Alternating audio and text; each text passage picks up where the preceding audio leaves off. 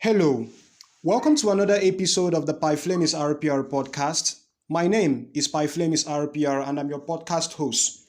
Trust this meets you well.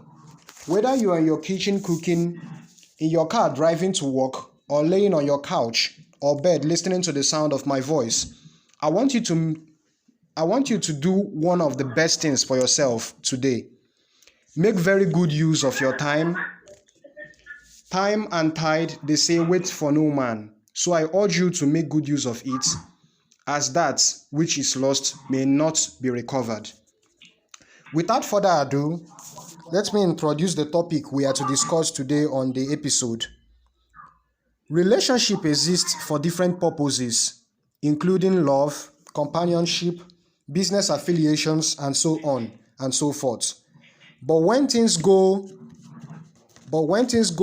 sour, people get hurt internally, externally, or both. Tangible things like properties get damaged, and intangible but very important things like trust gets broken, emotions get played upon, and nevertheless, casualties are always left. These casualties are all either minimal or maximal as the situation may apply.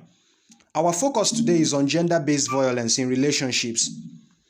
Gender-based violence is abbreviated GBV, so we aren't going to be repeating the word over and over again on the show. I continue. Our focus on the show today is on gender-based violence in relationships, and this episode is titled Navigating Love and GBV in Africa. Can we love without hurting?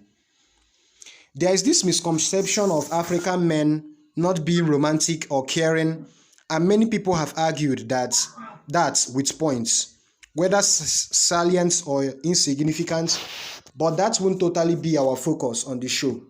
What we said to know is what actually motivates GBV in relationships. We want to know the causalities and also how they can be addressed amongst other issues. Joining me via the phone to discuss this topic are two guests. I would introduce and read their profiles respectively. The first guest is a gentleman by name Mr. Franklin Nweke. Mr. Franklin Nweke is an astute 300 level law student at Nnamdi Azikiwe University, Awka, and a formidable figure to reckon with in litigation, legal writing, and self-development. He is the incumbent director of litigation, Liberty Chambers, Faculty of Law, Nnamdi Azikiwe University, Awka, as well as an editor in Nnamdi Azikiwe University Law Review in the year 2025. He served as an executive editor in the African Law Students Association Nigerian Chapter Editorial Board. He served as an executive editor in the African Law Students Association Editorial Board, Nigerian Chapter. He is also a certified copywriter. His expertise includes discussing legal issues, legal writing, copywriting, and self-development. You're welcome to the show, Mr. Franklin. Mr. Franklin, are you there? Thank you very much. Yeah. Yes, I can hear you. Thank you very much for having me to this show. It's really a privilege to share my ideas on your podcast. So Yeah. Thank you very much. Thank you very much. Let's introduce our co-guest.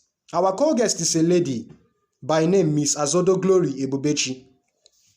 Miss Azodo Glory Ebubechi is a 400 level music student of Nnamdi Azikiwe University, Awka, and an entrepreneur.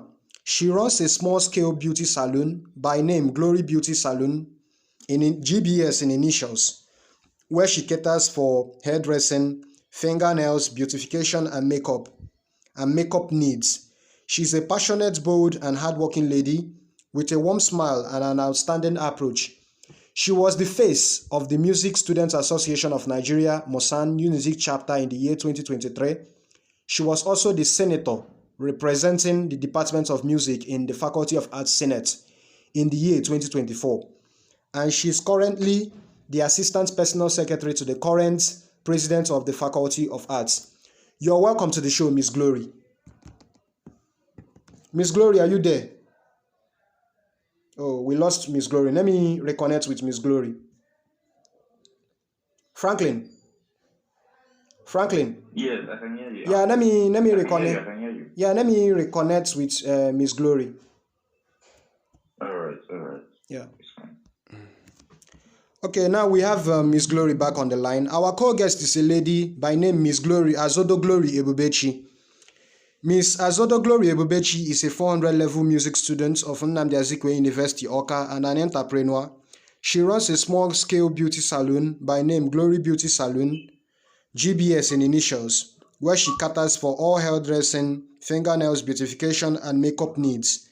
She's a passionate, bold, and hardworking lady with a warm smile and an outstanding approach. She was the face of the Music Students Association of Nigeria, Mosan UNICEF chapter in the year 2023. She was also the senator representing Department of Music in the Faculty of Arts Senate in the year 2024. She's currently the assistant to the personal secretary she's currently the assistant personal secretary to the current president of Faculty of Arts. President of Faculty of Arts. You are welcome to the show, Miss Glory. Miss Glory, can you hear me? Yes, I can. I said you are welcome to the show. Okay, thank you very much. Okay.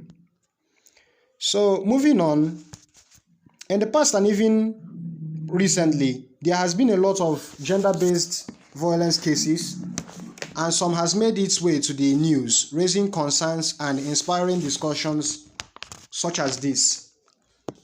Particularly in Nigeria, there has been a lot of cases. Let me read a report on Nigeria Info 92.3 PH Facebook platform. The Rivers State Police Command is urging women to walk away from toxic relationships in the interest of their safety. The command's spokesperson,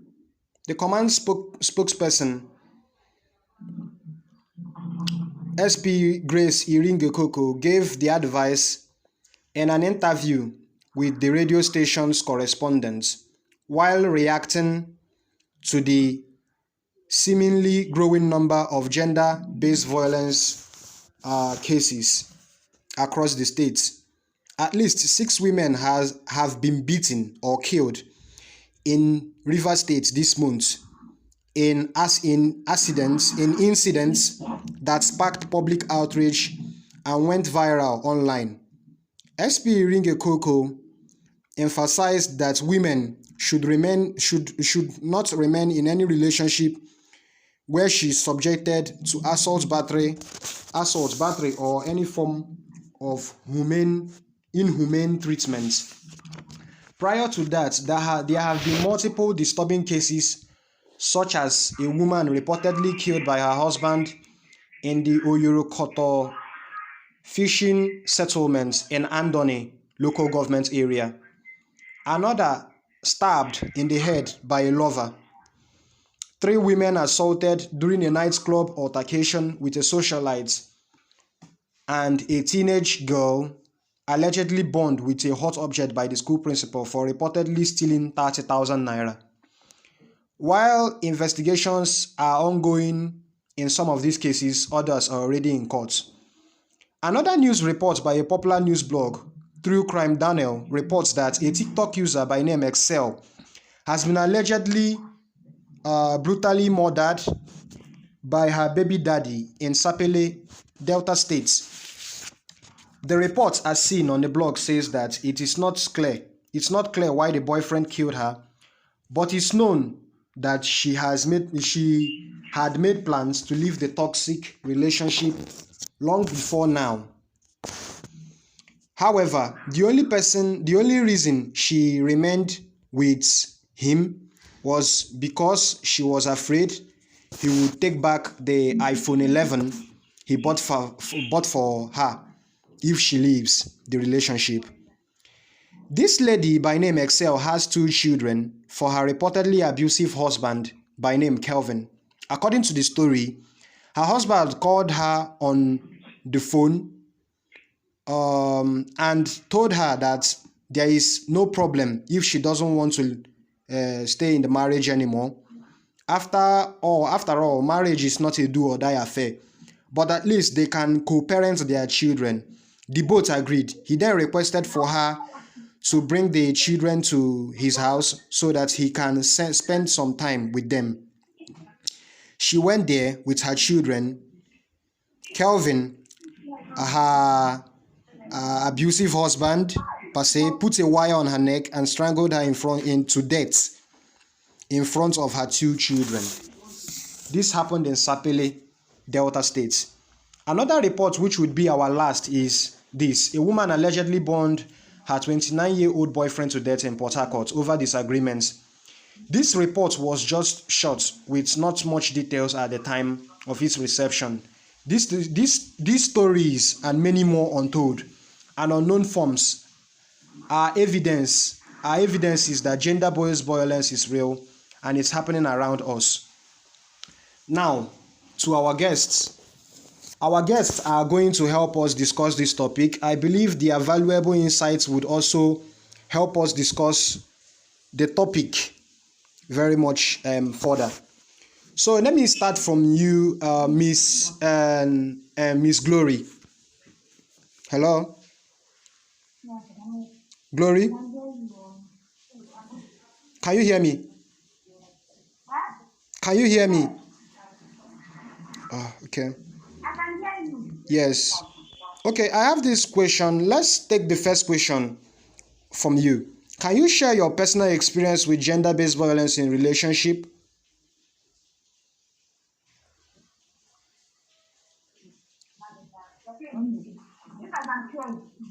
Can you share your personal experience with gender-based violence in relationships and how it has impacted your life? Okay.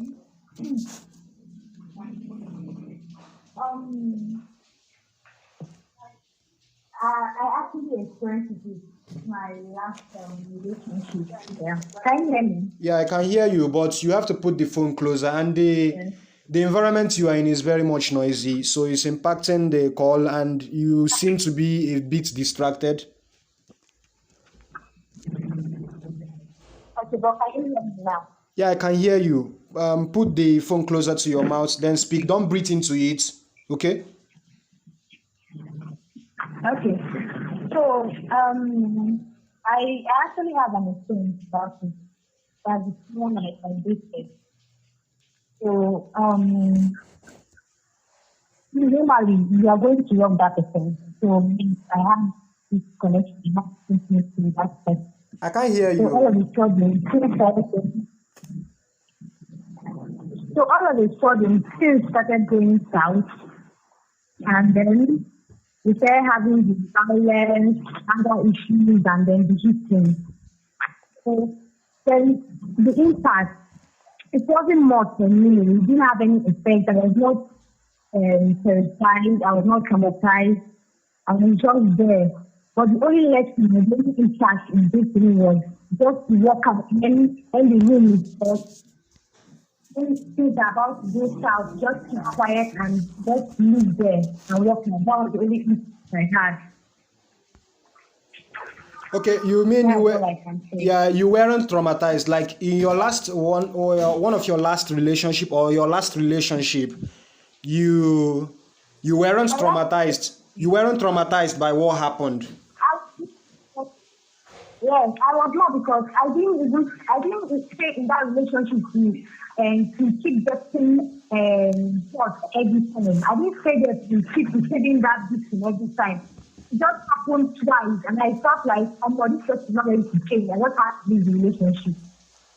Okay, you received the beating twice, and you said you are not going to do it anymore. Yeah, exactly. Okay, no problem. Mr. Franklin, are you still on the line? Yes, I am. Yeah, please, can you share your personal experience with gender-based violence in relationships and how it has impacted your life? All right. Personally, I've not experienced gender-based violence in relationship, right? But then I could speak from the perspective of others that have seen that experience such, right? Yeah. So basically, or usually the victims are usually the ladies. So I'm not saying that the guys are not victims as well, but then ladies are usually the quote unquote the victims of this violence, right? Yeah. But then in situations whereby I've seen, right, the ladies get so much addicted to the energy of actually the violence or the toxic nature of these people, of this abusive boyfriend, right? So when they finish receiving the beating for now, like at this moment, and then you try to poke sense into them, at that point they actually agreeing with what you're saying, right? They're actually concurring to what you're saying, right? But then after some time, if the guy comes back, you find out that she actually has forgotten everything you told her. She has already forgotten everything and all those stuff, right? She goes back to that same guy again, and then the cycle continues.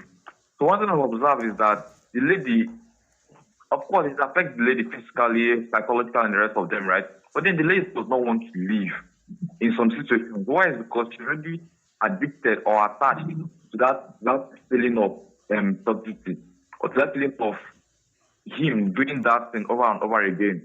And then also, we have seen interviews of when they interview girls, it'll be like, do you like your man toxic? And some of them surprisingly will say yes. Then you now have to wonder how. Is it that they are not aware of the repercussions of their actions or what? And surprisingly, some of these girls, when these guys approach them, they're already aware in a way of what they are going into, quote unquote, the bad boys. But then they don't want to, like, definitely they are good guys there in their DMs, and then that could even treat them like a princess on the rest of them, right? But then they don't want those ones, right? So they go further with the bad guys that will end up even hurting them. Okay. So it actually takes a whole lot for them to actually, for the skill to drop out of their eyes, for them to now see the stark reality. But then until then, they tend to still go by with these guys. And it affects them as well, both emotionally, mentally, physically. So that's why if such persons are out of this relationship and then you try to engage them in a relationship, in a way, they also be expectant of such toxic behavior, because it's already part of what they enjoy, the emotions or feelings. Okay. So that's my perspective on it. One takeaway thing there I would take from you is that you say that girls enjoy the beating, right? Not particularly the beating, but then the harm, emotions that accompany this. Okay, wait. The emotions that come after the abuse, the attack from the guys. The thing is a combination of emotions, if I'm to put it like that. The emotions that follow the beating, the emotions that precede after the beating, and the whole lot of things, right? So that just it's going to be like just an influx of emotion. Okay. Yes. No problem. Well, I won't debate you on that because I've heard a couple of things.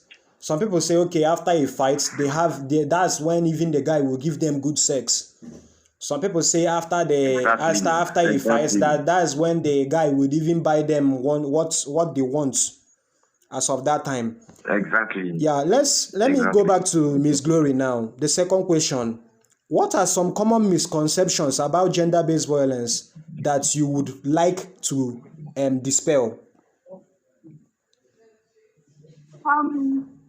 Okay. Gender-based violence is not actually a personal problem. Like, people see it as a personal problem, but it's not a personal problem. It's actually a society issue. Because why I say it's a society issue? Because once you break up with that particular beast, the beast is still going outside to fall in love with another person or to make another person fall in love with him. So you continue to maintain that person. So I make like creating more victims, like turning almost everybody in the society into a victim. You understand me? Yeah. So I also want to say that gender-based violence is not for women alone. I've heard of some cases whereby men are also victims, like men are being tormented, they are being tortured because of financial stuff or whatever. But I just want people to know that this violence is not just for women alone. Okay? Okay. And then So it goes vice versa. Also, yeah, it goes vice versa. Yeah, but if you just maybe some say the percentage, it should just be like 65, 35. You understand? Okay. Do you I also want to say, excuse me, sorry to cut you there. Do you have this? You said when it comes to gender-based violence, that more women are being hurt than men, right? you say what? You said you just said something along 65-35%. Yeah. If I heard you correctly, I think you are referring to that more women are being hurt by men than men. Exactly. Good. Now I'm saying, do you have any Yes. any stated data, maybe in visual or physical form, to back up these claims? To back up this thing. The claim that I'm talking based on social. I'm speaking based on what I see on social media, like videos okay, you are that speaking from people experience. complain they make the people mad. Glory. Yeah, I can hear you. Yeah, you are speaking from experience. I'm speaking from what? Experience. Yeah, I'm speaking from experience also, and from what I've been seeing online. Okay, like okay. Women that will come out to speak that is. Okay. You can continue. You can continue what you have to say. Are you done? Okay. No, I'm not. Okay. So the last thing I would like to say is that no one deserves to be touched. Victimized. No one deserves to be killed. You understand? Yes. No one deserves violence. Okay, so we should just treat these things not just as a sexual matter, but also a society matter to save a lot of people from unforeseen circumstances. That's all I can say. Okay. Now, Franklin. Yes. Yeah. What are some common misconceptions about gender-based violence that you did like to dispel? Okay. First of all, I'll agree with my co-guest that gender-based violence is not specifically against the women, right? It's a two-way thing, right? It applies to both the male and then the female. So that's one. And then secondly, I also wish to make very clear that gender-based violence does not actually only entail physical violence, right? There are other violence that are more like effective than physical violence, as such that it can actually break a man. Let's say, for example, there are emotional violence, there are psychological violence, right? A lady or a woman that disrespects the husband so much, like so badly that the man can't even have peace of mind, is actually causing violence to the man emotionally and then physiologically. Because we as men, we actually take pride in respect from a lady. I think that's one of the most important things that actually men need and not just want from a lady. They admire the physical physique of the lady, the structures and everything, right? But then deep down, then the most important thing is that peace of mind and respect. Imagine when a lady comes back, a wife comes back from work and then ignores the husband. When the husband tells her to do something and then she ignores him completely due to the man is not financially buoyant at that point, or due to the man is not whatsoever reason. So these are things that can actually constitute this gender-based violence as well. Okay. And those ones, surprisingly, are actually even more effective than physical violence. So that's one part. And then also the other part, I said that this gender-based violence is not just limited to the women, because the society thinks it's quote unquote that women are the weaker sex, right? And then they actually, at every single thing, they actually tend to believe that the woman is also the victim in every single case. But then we have seen cases whereby man is also the victim of gender-based violence. So these are my two. Okay. The misconception I would take away from here that you dispelled is that an emotional or psychological is much more effective, it's much more dangerous per se, to even the physical one, right? Yes, yes, yes. Yeah, that's it. Okay, now let's move over to our third question. Miss Glory, how can we recognize the signs of an abusive relationship and also some red flags to look out for?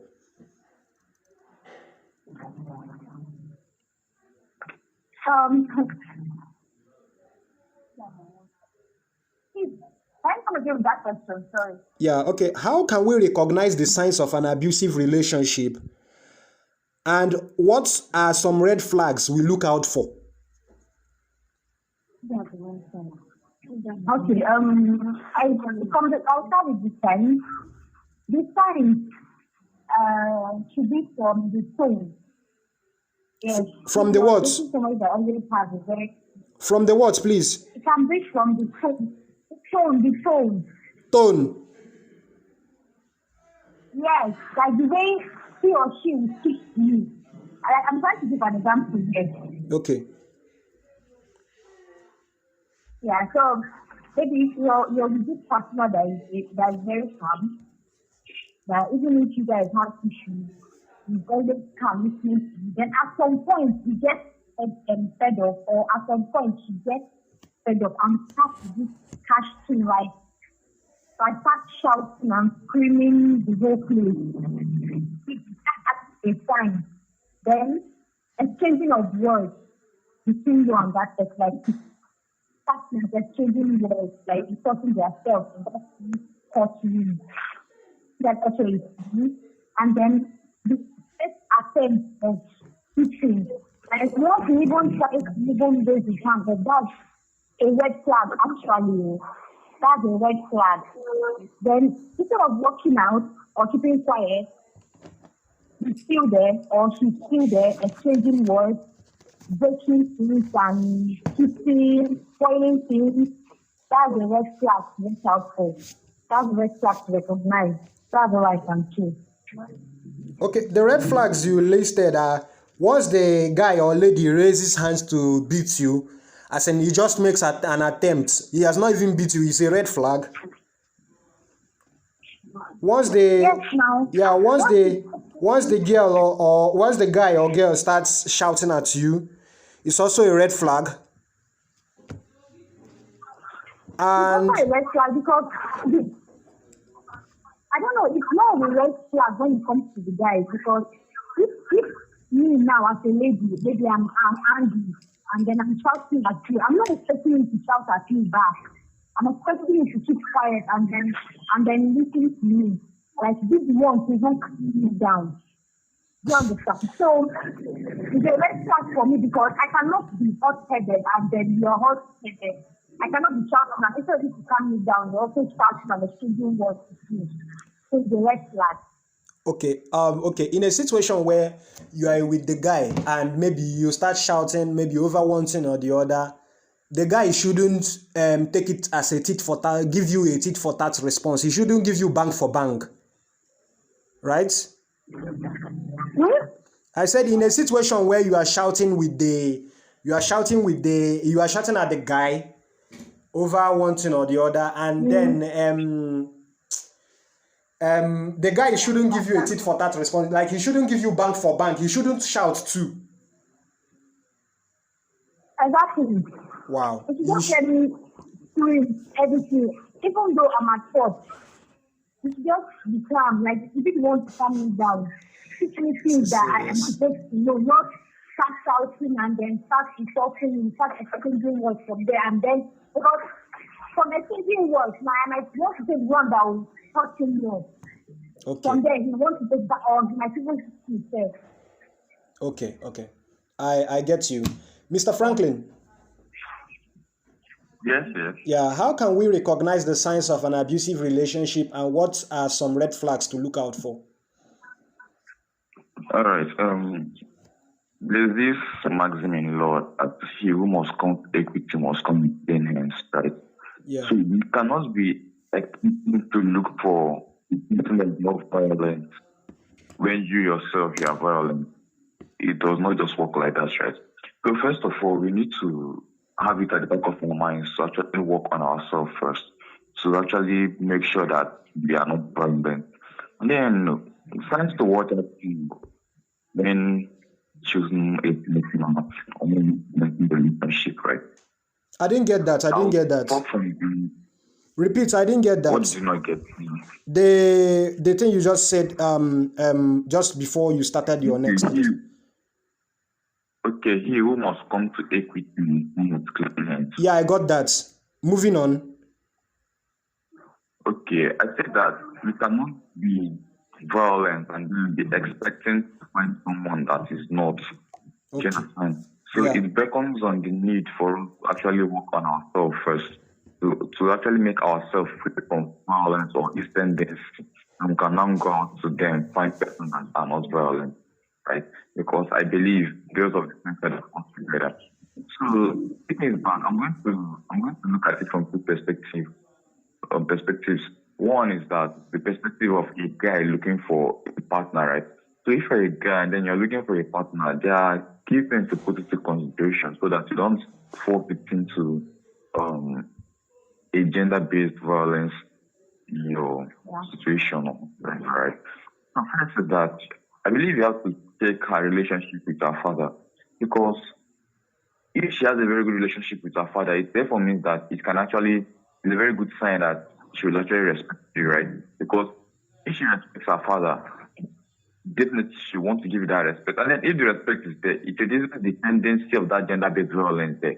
Even if you shout on her or even if anything of that happens, because she will respect you to an extent so that she'll be able to take corrections and then see what you have to say. Definitely, because her father would actually want to reprimand her one of these days and the rest of them, right? And then the way she actually relates with her father, that's when she's going to relate to you. So if she has a very good relationship with her father, it's a very good sign. And then secondly, her background and then how she behaves, right? Her background is very, very necessary. Someone that, forgive me, but then there are some cities that are actually notorious when it comes to violence. I don't want to go into mentioning names, but then these are very, very objective. In as much as there are some persons that do not exhibit these tendencies, in as much as they grew up in that particular place, but then it does not deny the fact that there are persons that there are cities that actually gender-based, not gender-based, like they are actually violence-based. Do you understand? So actually the background actually play a role. You have to take the background where she grew up and then also take if she reflects that type of lifestyle. If she doesn't, it's a great sign. But if it does, it's also an indication that this thing is not really certain, or then there's a tendency, a very high tendency of the gender-based violence ensuing from that kind of relationship. That's the second point. And then another thing is also you have to actually if you want to go into a relationship with someone, right, you have to actually observe her, you have to actually know her. Apart from the physical and then all the you have to know her. Because if you're able to know her deeply, you're able to know how she gets emotional, you're able to know what actually makes her angry. You're able to know how she behaves when she's angry. So that when it happens, you're not going to shout and all those stuff, just know how to settle it. There's this thing that my father usually says that whenever a woman is shouting on you, just keep quiet.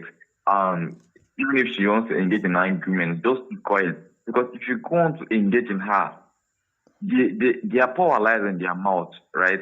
If you go on to engage in further arguments with her, you may end up slapping her, you may end up doing something that you yourself will actually regret, thereby leading to that gender-based violence. So it then makes a need for you to actually understand her. Not physically and all those thoughts, right? But then deep down, how she reacts when she's angry. Some may even be silent, may give you the silent treatment on the rest of them, just to express how angry they are. Some may even shout at you, like very, very well. Do you understand? Yeah. It beckons on you to now calm down. It's hard actually, but then it beckons on you to actually calm down and not retaliate in her tone or play her back in her own medicine. But then actually calm down. After the storm is down, you now go back and then tell her what she did was wrong or whatever you want to correct her. That's it. And then from a girl's perspective, right, if you want to get a partner and then you want to look out for signs whether she's going to be violent or not, the best indication is actually check the relationship with his father. If he listens more to his father, or if it's closer to his father than to his mother, actually it's a very good sign. Because I believe his fathers are one of the truest persons that actually want the best for you in your life. No matter what, like your father is the person that actually wants the best for you in your life. So, and a father, to the best of his knowledge, cannot just deceive his son. So, based on this statement, right, if he has a very close relationship with his father, father tends to direct him. The father is already experienced in the game, right? So he already knows when this thing happens or not. And then he'll be like a direction to his son. So that if such thing happens again, so things that react based on his own experience, he will draw from his father's wealth of knowledge and then apply it with wisdom. So in such case, it therefore means that the tendencies of having violence in your relationship is very, very low. And then also, girls should look out for traits that have the tendency to exhibit such behavior.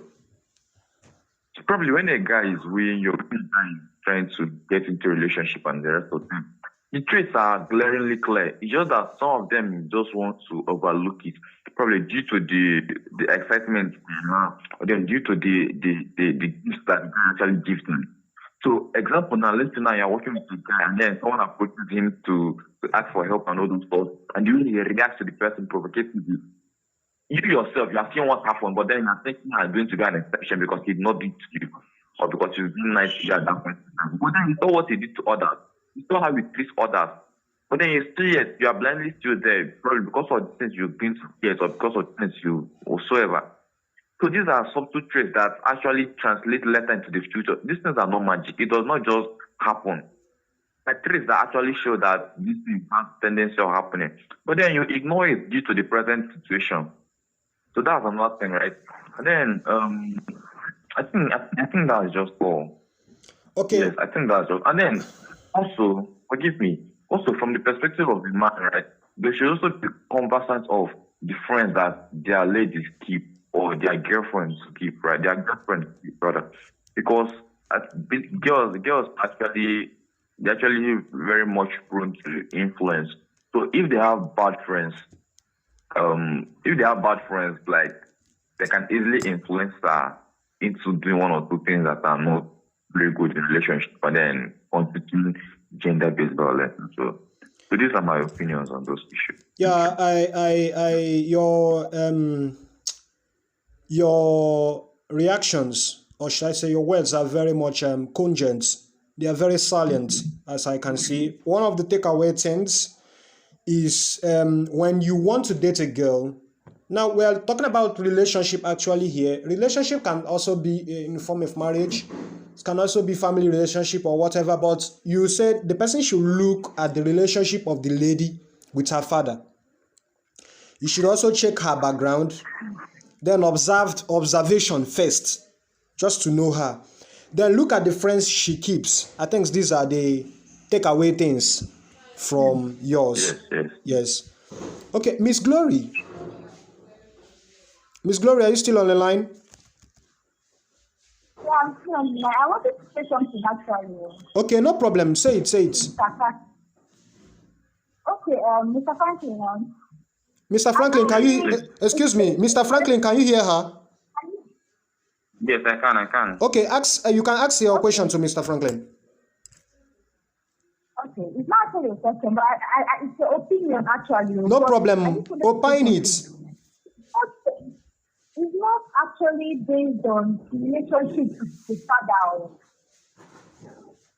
I get what you're saying, but most of the time, men just love to see women. There are men that derive girls. Like they love doing it, they love to see women.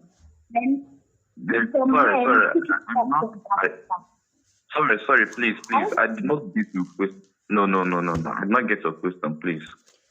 Glory. It's not a question.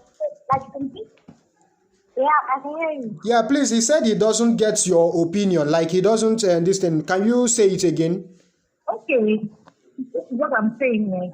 You said that we should check the relationship between the guy and his father. Yes. You said that, right?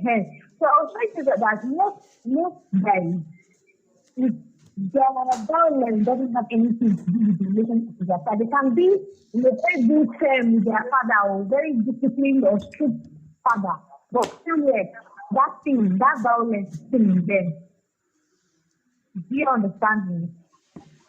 Okay, Do you understand my point? Correctly, you're saying that a man can actually have a very good environment and very good relationship with his father, and then still go ahead to actually be violent. If you do that thing. Yes, definitely. Like, should I say I am a testimony. Okay, you're a testimony that the man the man was a very good relationship with his father. Yes, he has a very good relationship with his dad, very close. But still, yes, he derives joy in what he do. Like, it is his own thing. His own thing, not from his dad, not from his men. Same thing also goes to the women. Most women are very, like, even if you explain to their parents what their children or what their child is doing, they'll be so amazed because they'll be like, maybe she gets this attitude, or maybe she gets this character.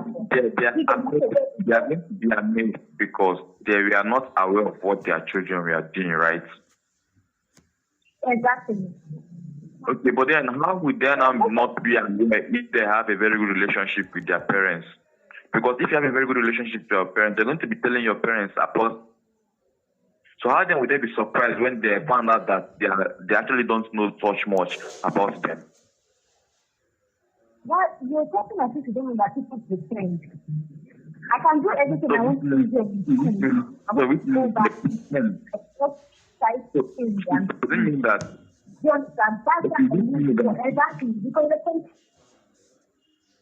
So if you pretend, doesn't mean that if you pretend in your relationship with your parents, doesn't mean you have a very good relationship with them, since you're not even being open.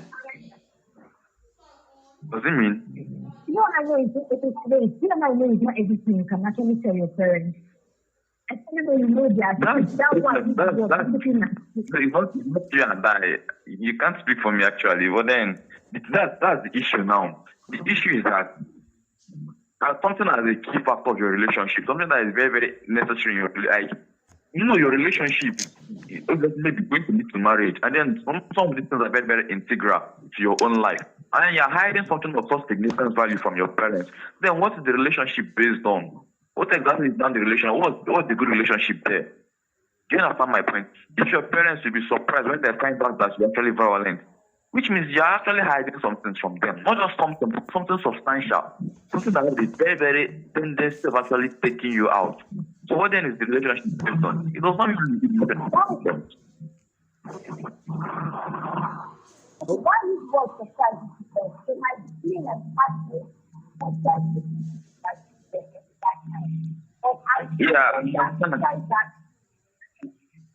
so which means it's only to one conclusion.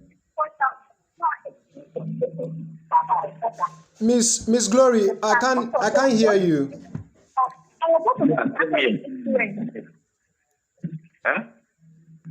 Hello, Miss Glory.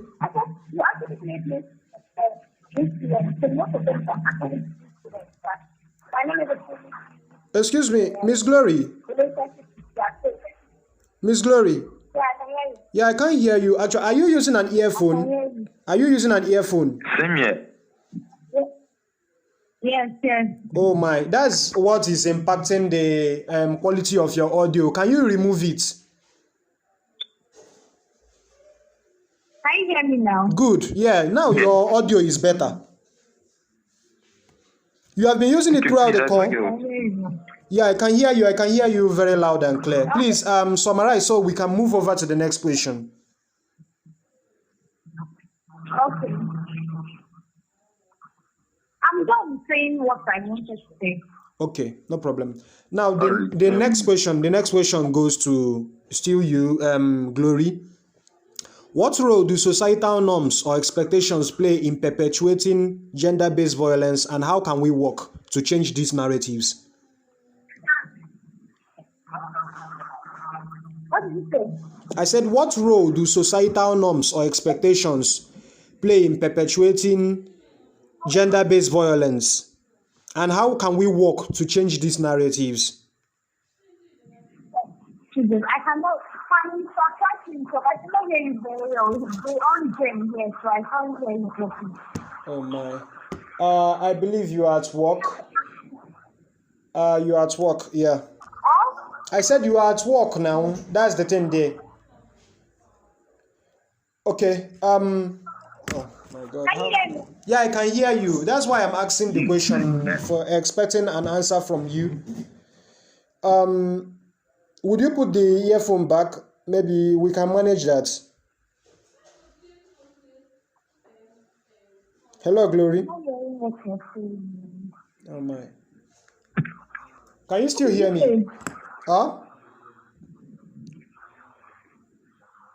I said, what are you saying? I'm not hearing you. Yeah, I'm asking a question. What role do societal norms or expectations play in perpetuating gender-based violence, and how can we work to change these narratives?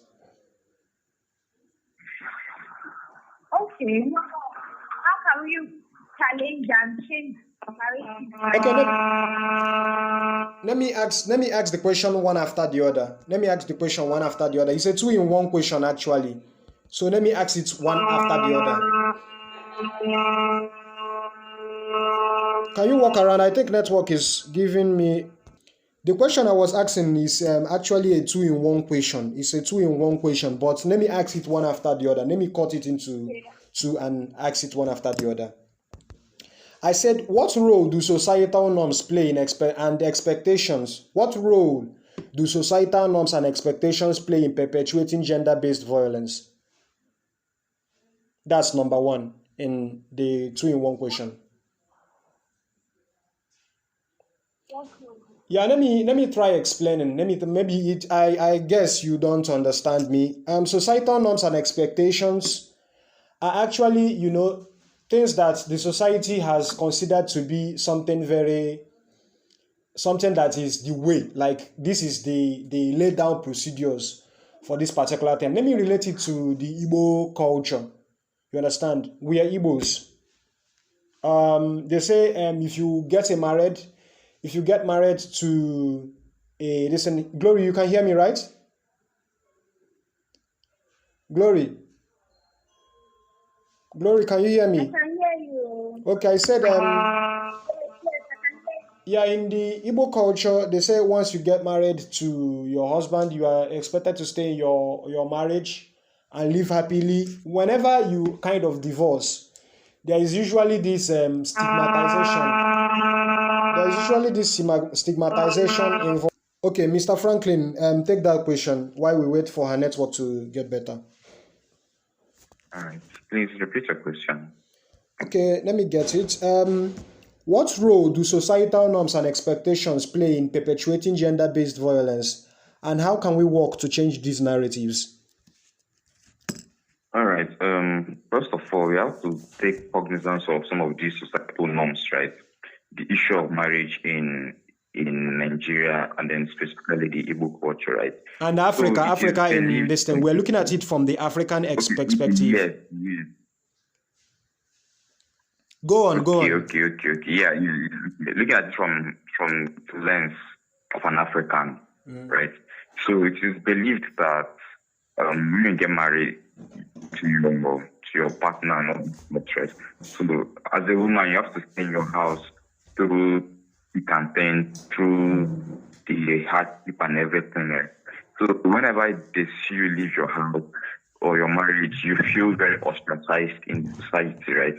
So it is a stigma that society places on those that actually leave their marriage without caring to actually take a dive into what actually transpired that actually led to her leaving, right? So they just know that you actually left your marriage, that this one, that one. So the stigma is already there, right?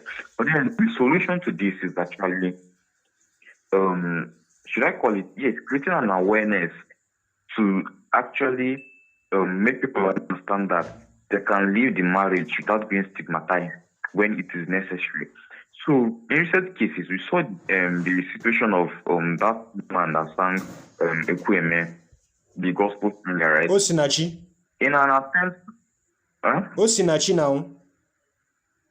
yes, Osinachi, yes. That's her In name. an attempt to protect her, thank you very much. In an attempt to protect her image and reputation, she lost her life. So then imagine it goes to tell you that what people actually say and then the stigma that accompany it is not sufficient to equate to life. Do you understand? Yes. So in a situation whereby you're in your marriage or in your relationship and then your existence or your essence is being threatened by violence or whatsoever nature, then it demands that you actually leave that marriage, regardless of what people would say. So the sensitization and then public awareness of this information will go a long way to actually prevent such things from happening again. Right? And then there are subtle signs that you actually see. It must not necessarily be the violence itself that will make you go. There are subtle signs that will actually indicate that this violence is about to happen or that there's an impending violence. Take for instance now that the one of the news that you read out whereby the man told the woman that they should come with children again so that he can see them and then end up strangling the wife with wire. Yes. Such situations, that was not the first time it was happening. Yeah, I believe there were other incidents that indicated that this could happen. But then what happened? She ignored all of them, right? I'm not going to blame them, right? Because they may actually be in a different psychological emotions or the rest of them, right? But then it becomes on the need for us to actually know when to do it or not. We actually step out. So that's my opinion on it. Thank you very Okay, much. yeah, we are relating it now to the Igbo culture that says that once you get married, you should stay in your husband's house in thick and in thin. So, but when you Yes. leave, when you eventually leave, there is this stigmatization, there is this ostracization by people in the society and what have you. So your own way Yes. of it also shapes our mind as it concerns marriage and also relationships, right? Yes. Yeah. Okay. So now the next question in that aspect is how can we work to change these narratives? Okay. I actually addressed it while I was speaking though, because I actually heard the question in conjunction, so I addressed it. But then, regardless, this is what I said, right? I said that we should actually create a public awareness and then sensitization of the public about the effects or dangers of not living an abusive relationship or marriage, right? So that's where I made a reference to the case of Osinachi, that if she had actually left earlier, would have been dead. Do you understand? Yeah, And I then understand. I also said that the stigmatization and then stigmatization by people does not actually equate to your life. It cannot equate. So it's better to be alive and be talked about than be dead and then be discussed about as well. So that's what I was saying. It's best to create a public awareness that we should actually avoid such relationship or get out of the relationship, right? That's one of the reasons why there's something called divorce, right? And then it does not mean this is the caveat. It does not mean that at any slightest misunderstanding you start to seek for divorce or you won't leave your house. No, that's not what I mean. Because you guys are expected to work things out through thick and thin, right? Marriage is not very smooth. It's not a bed of roses, right? When you guys grow in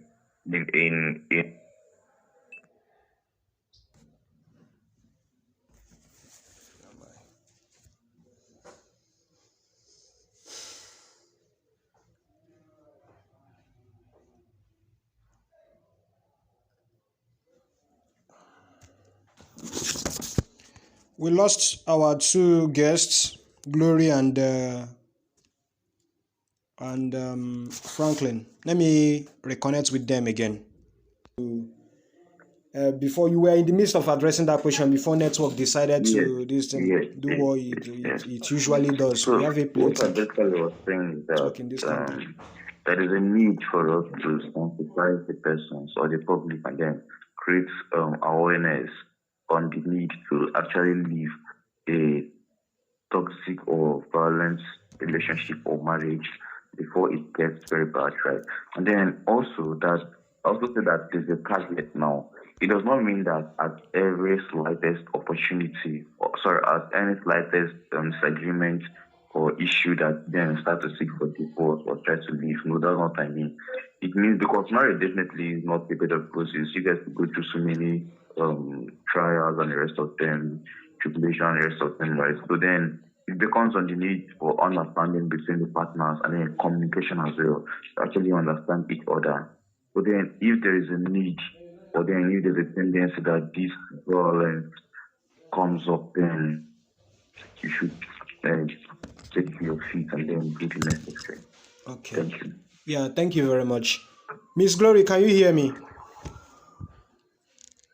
Yes, of course. Okay, I was asking the role societal norms and expectations play in perpetuating, in promoting gender-based violence in the society. So what roles does these societal norms and expectations play?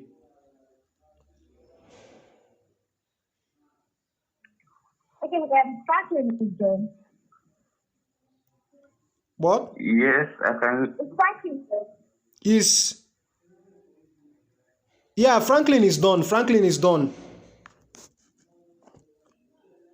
I can't even hear what you said, though. Okay, should I re-ask the question again? Can you just say what you said? I should re-ask the question again. I did not hear what Franklin said. Can you hear me? I did not hear what Franklin said. Okay. Franklin, well, the thing doesn't matter about Franklin right now. Let me ask you the question. Franklin has answered earlier long before. He said things concerning Osinachi, the late gospel singer who got killed by this gender-based violence we are talking about. Her husband murdered her, kicked her on the chest, and stuff like that. Osinachi now, the Ekueme Kruna. Yeah, so her husband killed her. So he talked about things concerning the Igbo culture, the culture that says that any woman that is married should stay in her husband's place in thick and in thin, in sickness and in health. So, but if Osinachi must have left her marriage, her abusive marriage, she would have been alive today. So he said things concerning that.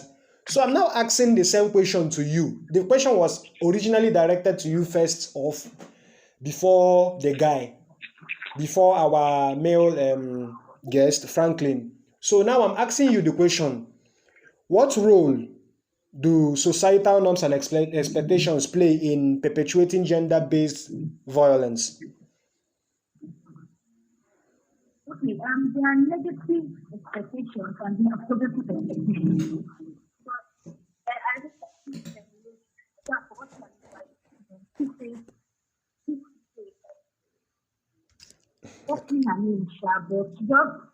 came out from a very... Okay, wait.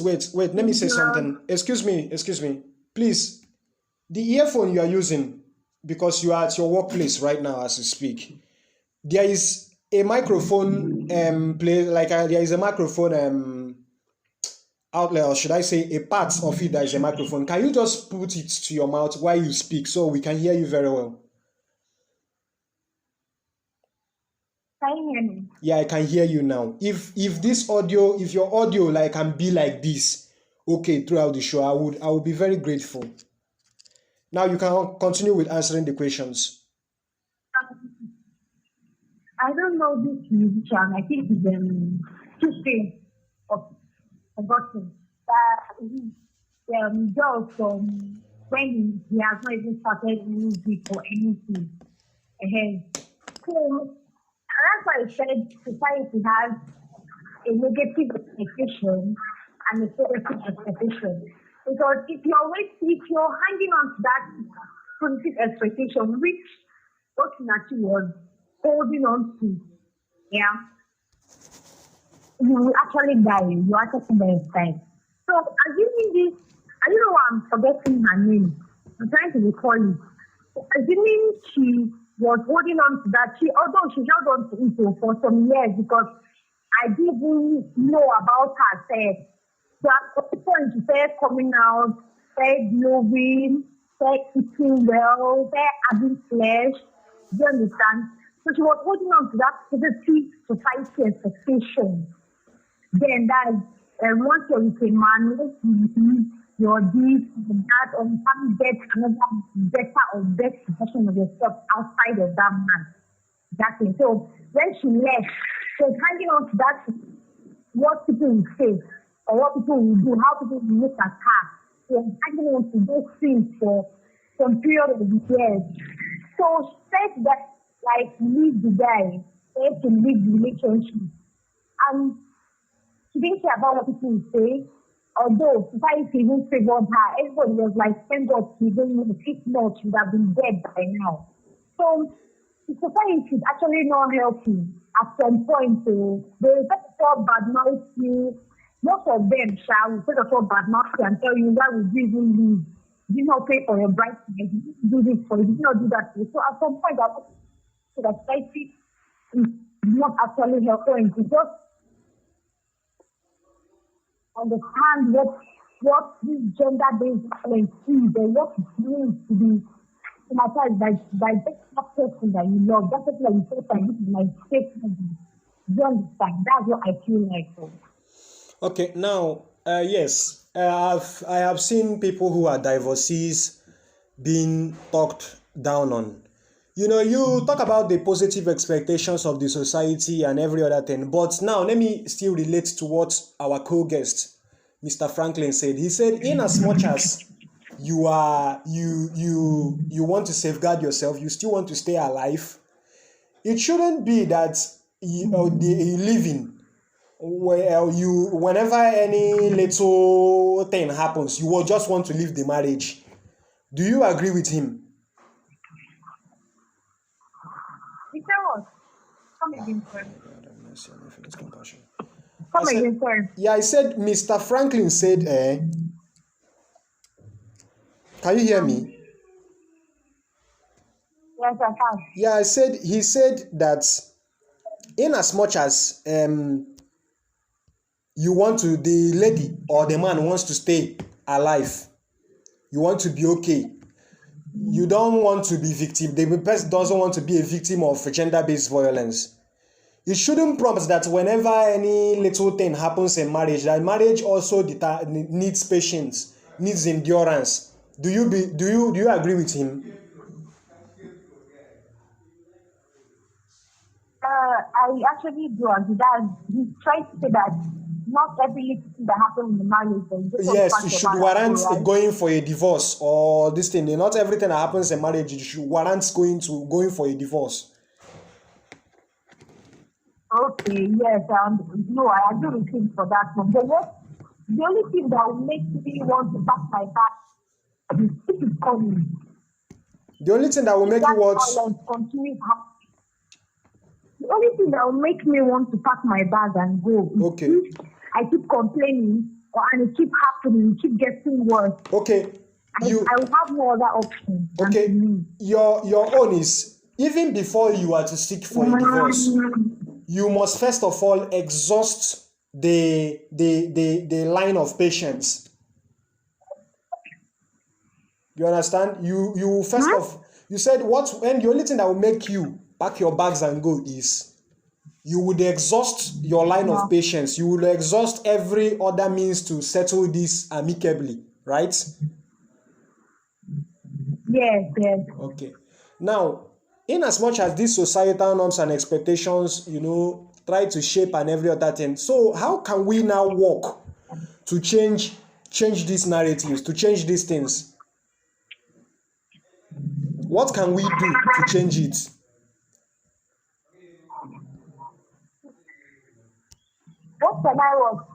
What can we do to change it? What can we do to change the narrative, change these societal norms that they when somebody gets divorced, no matter how toxic the marriage was or any other thing, the people will badmouth them. So how can we change it now? How can we change it?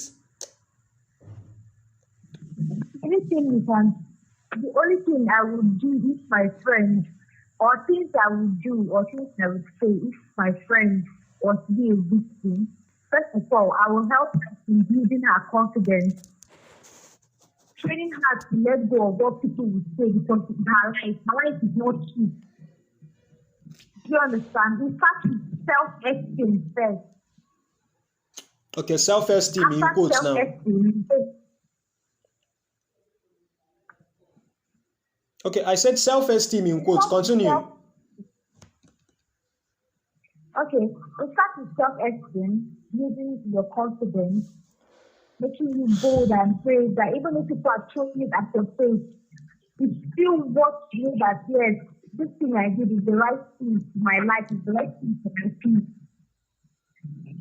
Okay. That's how I feel like I can change The narrative. of the society. Okay. Miss Franklin, you are still on the line, right? Yes, I also want to add something, right? Okay. One of the misconceptions about these things, right? Following the fact that men are actually perceived as the stronger sex than the women, right? And then that they hardly suffer from this gender-based violence. It actually makes them not to speak up or not to react or not to open up when actually they are going through an intense violence, either in their relationship or in their marriage, right? So the fear of not being a man, based on how society has placed its standard, right? It actually makes them, whenever they are going through these things, right, they do not actually open up. Do you understand? And so if this thing continues to be persistent, we get to the fact that the man suffers and drains emotionally and psychologically as well. But then these are things that are not actually evident because society tends to see them as the stronger sex. So they cannot just open up, because if they open up, it means that they are not man enough in society's voice. Do you understand the point I'm trying to make? Yeah, I understand the point you are trying to make. All right. And then a practical approach to actually solve this problem is that we'd actually during court during that courtship time or during the time that they go for their marriage classes and the rest of them, right? You should be inculcated into their teachings that whenever the man experiences such, that he has the need to actually speak up. It's not about being a man or manning up. Manning up actually means being able to express yourself so that you don't be a victim of your own silence. So if it is inculcated during those marriage times before even it started, right, it can actually go a long way for them to open up. Because some of these men, they suffer in silence, all in the name of trying to be a man. Meanwhile, they suffer deeply in silence. As each day goes by, they die in their own misery. So if such enlightenment is being made, and then for them to also understand that it is okay for you to speak up. Yes, it's not everything that you come out and then say, yes, it is very fine, yes. But then there are pertinent ones that are very, very integral to your own existence and essence, that if it seems to threaten your existence, then it actually demands need for you to actually speak up and then air your opinion. Thank you. Okay, yeah, in as much as Glory's network is giving some problem and she's also at work, I wish to sincerely apologize to my future listeners and listeners concerning what happened. One of my systems failed this morning. We even started behind schedule. The show was supposed to start by sharp 8, but it started by around 9 something. So Glory haven't waited for me at home so that she can record a very clear audio, like while we have this discussion, went to work. So both the vehicular movement around her workplace and also the network issue I'm having right now, I blame myself very much. So my fans and listeners of the by Flamise Rpr podcast will not complain that much. I am sincere. I sincerely apologize. Even the budgeting now, if I'm to get new money, some money, actually is to start working on getting this thing and bringing them directly to the studio so that they can record with me in person. So I would also get new systems so I can take care of all these mishaps. I sincerely apologize. Moving on, let me now ask you the question now would be Mr. Franklin will be going first, Glory will be going second. It's not going no longer Glory going first. Mr. Franklin would go second. So, Mr. Franklin, our fifth question on the line. How can friends, family, and community members support survivors of gender-based violence? And what are some resources that can be helpful?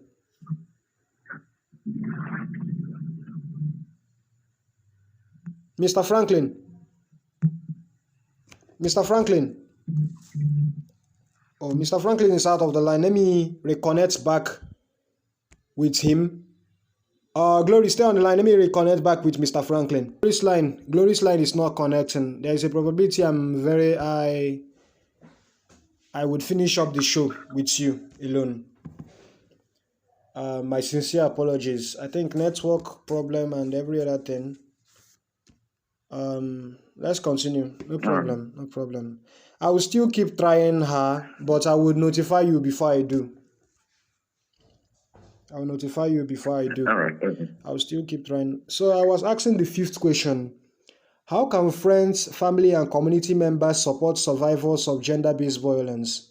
And what are some resources that can be helpful?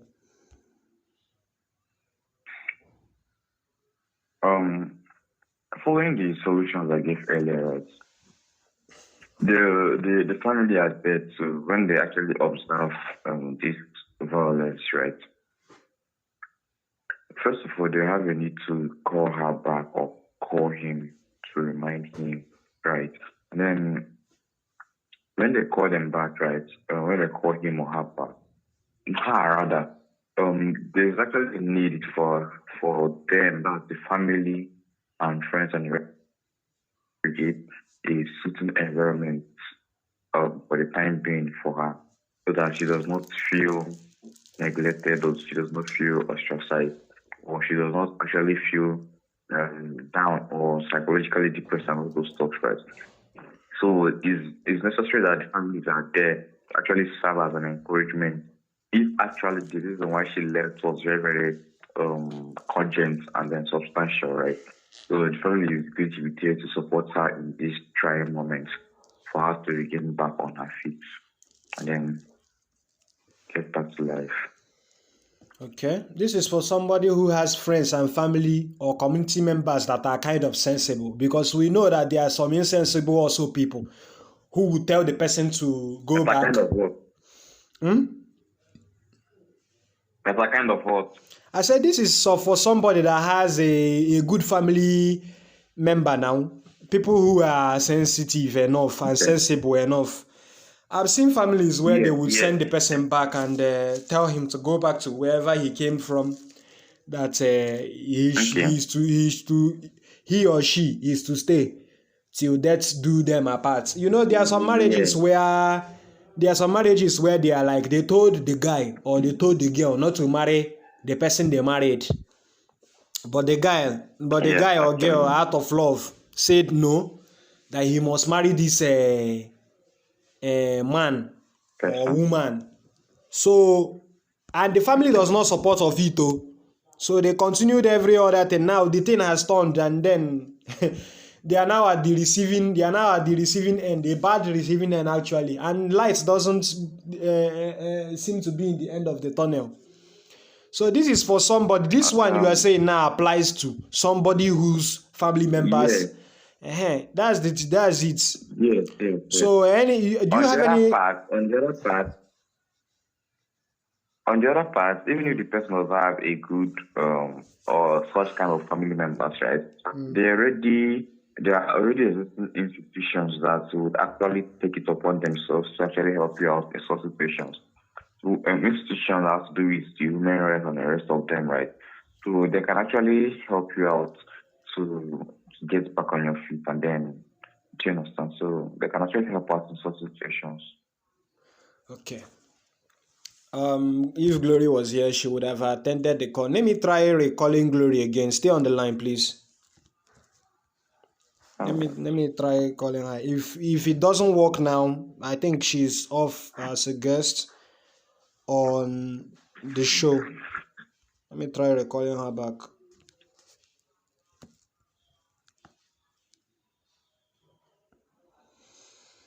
I'm trying Glory. Oh, it's ringing now.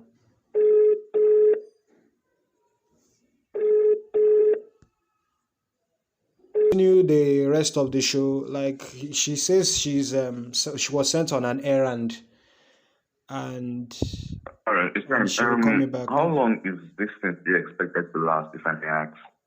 Okay. It was expected to last for 1 hour straight up, but as I can see here, we are only at question number 5. I have only 10 questions.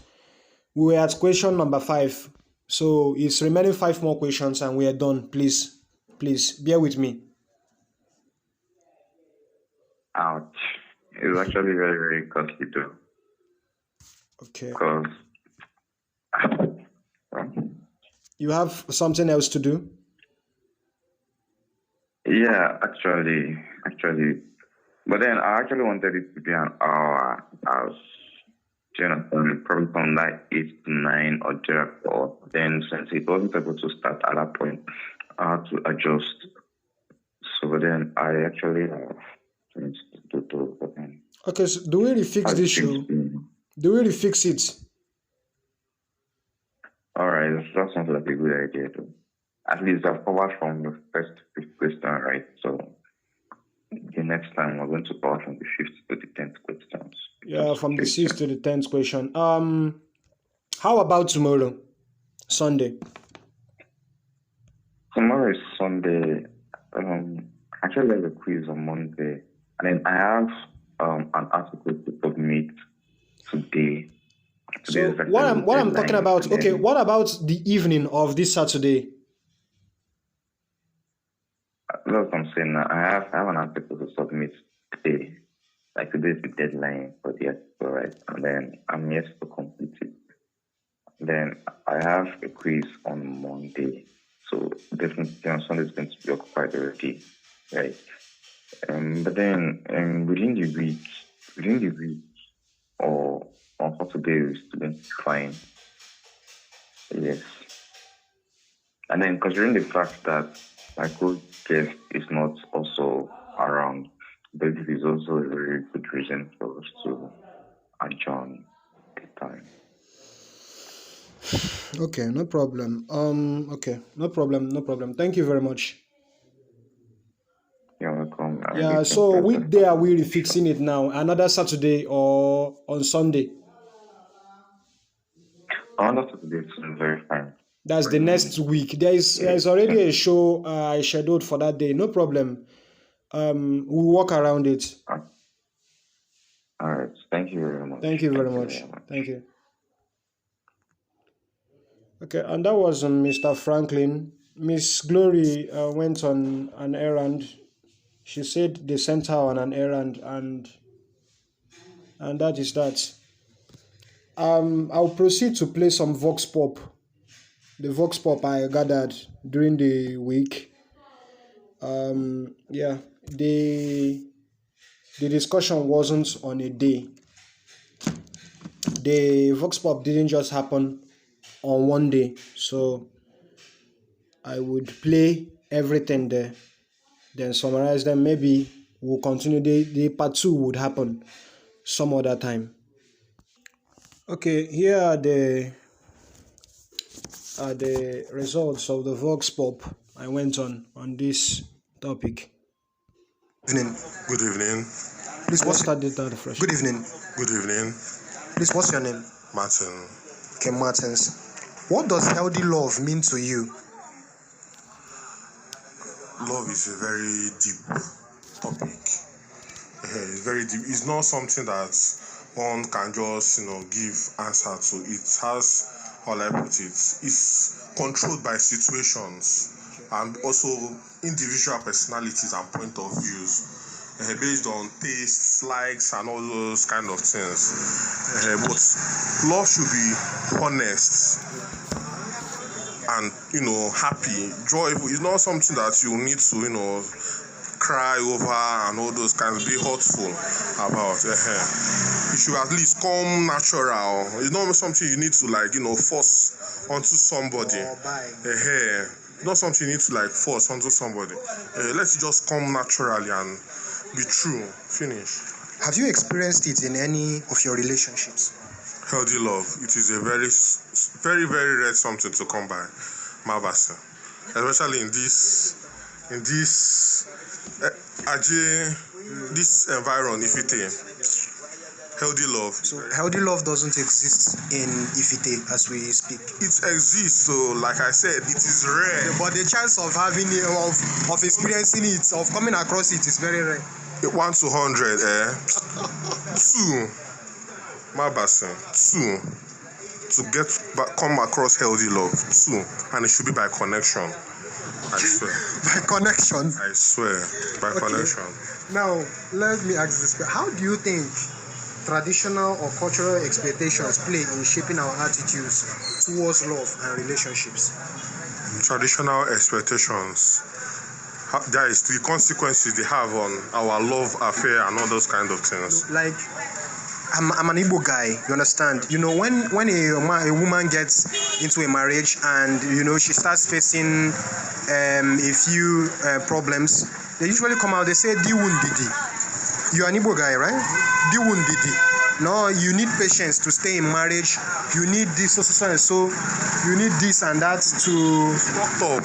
It is fucked up. So, these traditional and cultural expectations, apologies for the F word he used, but this is him being real, actually. Apologies for that F word. We would continue to listen to Martins. In shaping our minds, when you get married, stay there, don't come back, no matter what they are doing to you, stay there. See, in my own point of view, marriage is not a do or die affair. I cannot impose my own, the way I view the world on anybody. So I'll just tell you from my own point of view. It is not a do or die something. So once you are not comfortable with the treatment you're having in the relationship, no matter the type of relationship, whether friendship or best boyfriend and girlfriend or marriage or once you're not comfortable, if you can leave, you leave. If it is something like marriage where we say laws and other things are also culture and all those things are also in play, once you say come out and say your views and they start, somebody cannot die in marriage. You say you are in marriage and you die or you start having one kind of issues like that because of love. I see no marriage is a very fucked up something. So to summarize what you said, you mean the Igbo traditional thing has nothing on you, like it has nothing on you? Yeah, it has nothing on me. Don't you think it's Western? See, it is Western or true, but because it's only whites that once the marriage starts becoming, they can even fight over a cat, over a. We're talking about Africa. I am talking about Africa too. Look, forget Western. We are all human beings. We have emotions. We cannot, because of age-old religion and age-old rules and regulations, you start imposing it on everybody like that. Nothing on you. Nothing. We are dealing with emotion here. We are all human beings. You cannot just be indifferent to people's suffering and emotions when it comes to love and marriage, because it's not an easy something to be in marriage. It's not an easy something. So let me ask this last question. In today's society, what do you think is the most significant challenge in maintaining healthy relationships? Internet, peer pressure, what you're looking at others, and all those kind of things. Just expecting unrealistic results. Just be there and you are imagining big, but the reality is very far. Things such as any man that will date me or marry me must have 10 billion. You are very mad. most of the girls that say all those kind of things, many of them are not well to do. They are not. If you are well to do, you can take care of yourself. Although you not go even the releasing all those kind of things. Highest you only to back game in English. Highest you also go find person we go just impregnate you, or you find go adopt child. I swear, it's not hard. It is not hard. It is not hard. Thank you very much, Martins. Okay, that was Martin's own opinion. Okay, let's move over to our second respondent. Good evening. Please, what's your name? My name is Kelvin. Okay, Kelvin. What does healthy love mean to you? Like in a relationship, I be on our daily life, on our daily basis, I be relationship love, something like that. Love per se, when it concerns relationship. When it concerns relationship or we humans as a whole. Okay, for relationship, I don't know about that one, but love, healthy love, like you said, pertaining we humans, I think like that's I think I don't know. Love is love, caring, be there for one another. That's love. Supporting each other. That's love. Being there for one another. That's that. All of them falls under the category of care. But for relationship, I don't know, because nowadays, nowadays love for relationship is another thing. So I can't really say what love is for relationship. But love is love. Being there for one another. Because God that created man and also created human, He did that for love. Out of love and for love. That's why He said, go into the world and multiply. That multiply means we should go into the world, show love to each other, care for each other. Because by doing that, you're also multiplying the will of God, and you get what I'm saying. Yes. But for relationship now, you're saying gender-based love, gender-based violence, all those kind of things. I don't know what love is about in that aspect again. You get what I'm saying? So, but love normally means care, support, and other stuff. By two partners to each other now. Yeah. Okay. In today's society, what do you think is the most significant challenge in maintaining healthy relationships? Significant challenge in maintaining a healthy relationship. That's money now. If money no there now, woman no go fit stay with you now. You get what I'm saying? Yeah. And we men self, we are the one clean ourselves, because I don't know why you feel like you are supposed to take care of girls' responsibility when you are not her dad. Because you having that mentality that you are supposed to take care of the girl, then you are not striving to take care of the girl, whereas you are not even taking care of your own self. That's absolute, like that's insane. You get what I'm saying? Yes. So first of all, that's money. Like if you are not financially stable, and so we men we like going for higher things. We know that they say cut your coat according to your size. You know that this lady is a liability to you. You still go chook head for there. Yeah, so they say behind every successful man there is a woman. But what even if the man fails then? That's why there is a woman there to help you. You get? Yes. When you fail, there's a woman there to back you up, to encourage you, say no, you can do this. You've done it before, you can do it again, something like that. You know what I'm saying? Yes. But women now, we don't go for asset again, we go for liabilities. We just go for something, as in something where we say if we carry come public, people will be like, now baby this, now wife be this, something like that. That's what women do now. We don't go for the intellectual ability again. You get what I'm saying? Yes. So assume if we men can go for ladies that bring good things to the table, like cut your code according to your size. If you know say now my power reach, this girl see, there's no ugly girl in this life. You get what I'm saying? There's no ugly girl in this life. You just have to maintain and take care of her. That one way they look now, we fine like that. Now person money now take care of her like that. So now if you have your own, cut your code according to your size. Yes. Manage one you can manage. Build with her. If you build with her, look at our top celebrities now. They as in their women built their empires with them. I don't know. Yeah. So women now we need to like cut our coat according to our size. No be say if you as you they talk say she no like me because I no get money. You as you no get money, you like yourself. No problem. Let's keep it at that. What do you think is the most common form of gender-based violence in relationships, and how can we work to prevent it? Repeat that question again. Come again, please. Okay. What do you think is the most common form of gender-based violence in relationships? Most common form of gender-based violence in relationships. This question is tough, really tough. Most common form. What violence are girls or are men or women facing? No, I understand the question. Just like the way I'm going to answer it is I don't know, because relationship. I mean, I know see the. Okay. I don't fight relationship. Was relationship don't stress me. I don't come up with it. So I know I don't know about that. So your own way of preventing it is abstinence. Yeah, just abstain from it. Yes, abstain from it. Once the relationship is toxic, you leave. It's not a do or die affair. Wow. You get. You are there to support each other, but since the support and the care is no more there, you leave. Look for someone else that can take care of you, that can support your dream, something like that. So you don't be doing he has money, I'll manage him, I can change him. If you cannot change the man, then change the man. That's very simple. If the relationship is getting toxic, you leave. Don't stay there and say you can change the man. The same thing also goes for women, right? Yes. Both parties now. Yeah. Relationship goes both ways now.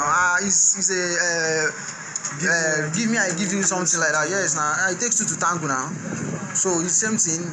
If relationship is toxic for you the man, you leave. If it's the girl that is the problem, you leave her. If the man that is the problem, you leave the man. Simple and short. Instead of doing all these things. Yeah. Thank you very much. Okay, that was our second respondent. Let's move over to our third. Good evening. Good evening. What's your name? Samuel. Samuel. What does healthy love mean to you? Healthy love. I would say relationship between people where there is no, how will I put it? When there is I don't know how. Where there is some sort of care or there's no parasitic relationship between two people. One person is giving the other, yes. The other person isn't giving back or something like that. Parasitic per se. Yeah. Okay. Let's move over to the second question. In today's society, what do you think is the most significant challenge in maintaining healthy relationships? Significant challenge in like maintaining healthy. Main challenge. In this relationship now, I would say money. Finance is one of the most important. Lack of finance. Yeah, lack of finance. When a man does not have money, he cannot be able to keep a relationship. To be sincere, must the man have money to keep a relationship? Before you start up a relationship, you must be financially able to maintain to maintain a woman. You must be able, and being able is you being financially able. You must be financially able to maintain a woman. Okay. Because you cannot be suffering and your woman will be suffering at the same time. If you don't have money and you have a woman, with time, the problems will start sprouting up. Yeah. Okay. How do you think traditional or cultural expectations play in shaping our attitude towards love and relationships? Traditional or cultural expectation? Of course. Do you mean like the cultural way to... How does it shape our mind? You know, there is something called home training. There is something called societal conduct, the way the society sees relationships and stuff like that. So, and also what we learn from our different homes. How does it help to condition our mind? Sometimes in our homes, let me say, based on the girl part, the parents most parents do not advise their children to get married or to have a relationship with somebody that does not have money, that is not financially able. So that love for money is being inculcated by the parents. Yes. Men people. Yes. If let me assume now that if I want to meet a girl's parents now and I don't have money, there's a possibility, there's 80% possibility that they won't approve me being with their yes, or even be with their yes. Okay, what advice will you give someone? This is the last. What advice would you give someone facing gender-based violence in his or her relationship? Advice I'll give somebody that is facing gender-based violence. The man is beating the woman every day. You will drink ogogoro finish, you will come back, you will beat the woman. the woman is facing this thing. The woman usually gaslights the man. This is gender-based violence. I will put it this way. There is this woman that sang Ekweme. If I say that the woman should be patient, if I say the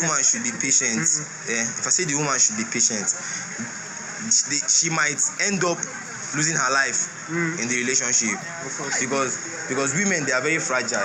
Yes. Small thing, they don't go. And the men, I won't say I will not blame them. I won't say I will blame them because in relationship, if you stay with a woman 2 years after the relationship, the woman will be getting old in your eye. You will lose love for the woman. So it's left for the man to have the ability to keep a woman. Whether they used to keep a vow in the church now, whether rich or poor, in sickness or in health, that kind of thing, till death do us part. That is a very nonsense. No, it's not nonsense. It's a very strong vow. Okay. It's a very strong vow that within 2 years of your relationship, you might even want to leave. But based on that vow, because of that vow, you will say, oh, let me still have patience with my wife. Just patience. Be having patience to your wife till you die. Be having patience with your wife till you die. That's just the only thing. And as a man, you should not be a man that raises a hand on his wife. Is not a man. Is an infidel. The question is, okay, after taking the vows, do they still follow it when things begin to get tough like this? When things become life-threatening? Is it did they still follow it or should they still follow it? They should still follow it because it's a vow. It's a vow. A vow is something you keep. Even if you are losing your life. There's this movie I watched this afternoon. I'm still watching it. What's in Game of Thrones? You will see a soldier that even in his time of, even if they place knife on his throat and they ask him to kneel down before another king, he will say he'd rather die than break his vow to his previous king. So it's something that in death, in life, and in death, in sickness, in health, like they stated the things that might make you break up with lose your relationship. They stated those vital things. So you have to keep those things, whether you die or not. If you like, let your husband be broke.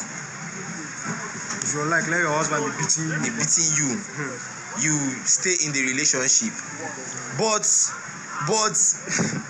based on life in this Nigeria, your husband they beat you, find way go.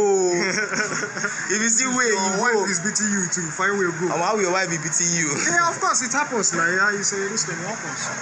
A man that his wife is beating him, that one the patience is or gaslighting him per se. If you notice that your relationship is falling apart and you don't have the ability to bring it together, you just end it so that it's not result to something that will take anybody's life, because relationship they keep people these days. No problem. Thank you very much. No problem. Okay, that was our second respondent. I think so. Second, right? I think so. Yeah. I was shocked though. The vow they usually take in churches during the wedding, that it must be followed no matter what. Let's listen to our third. Good evening. Good evening. What's your name? Samuel. Okay, Sam. That was our third respondent. Good evening. That was our third respondent. This person is our fourth now. Yeah, good evening. Please, what's your name? Promise. Promise. We share the same name. You are my namesake. Okay, let me ask this question. In today's society, what do you think is the most significant challenge in maintaining healthy relationships? Try get money first. Money or nothing.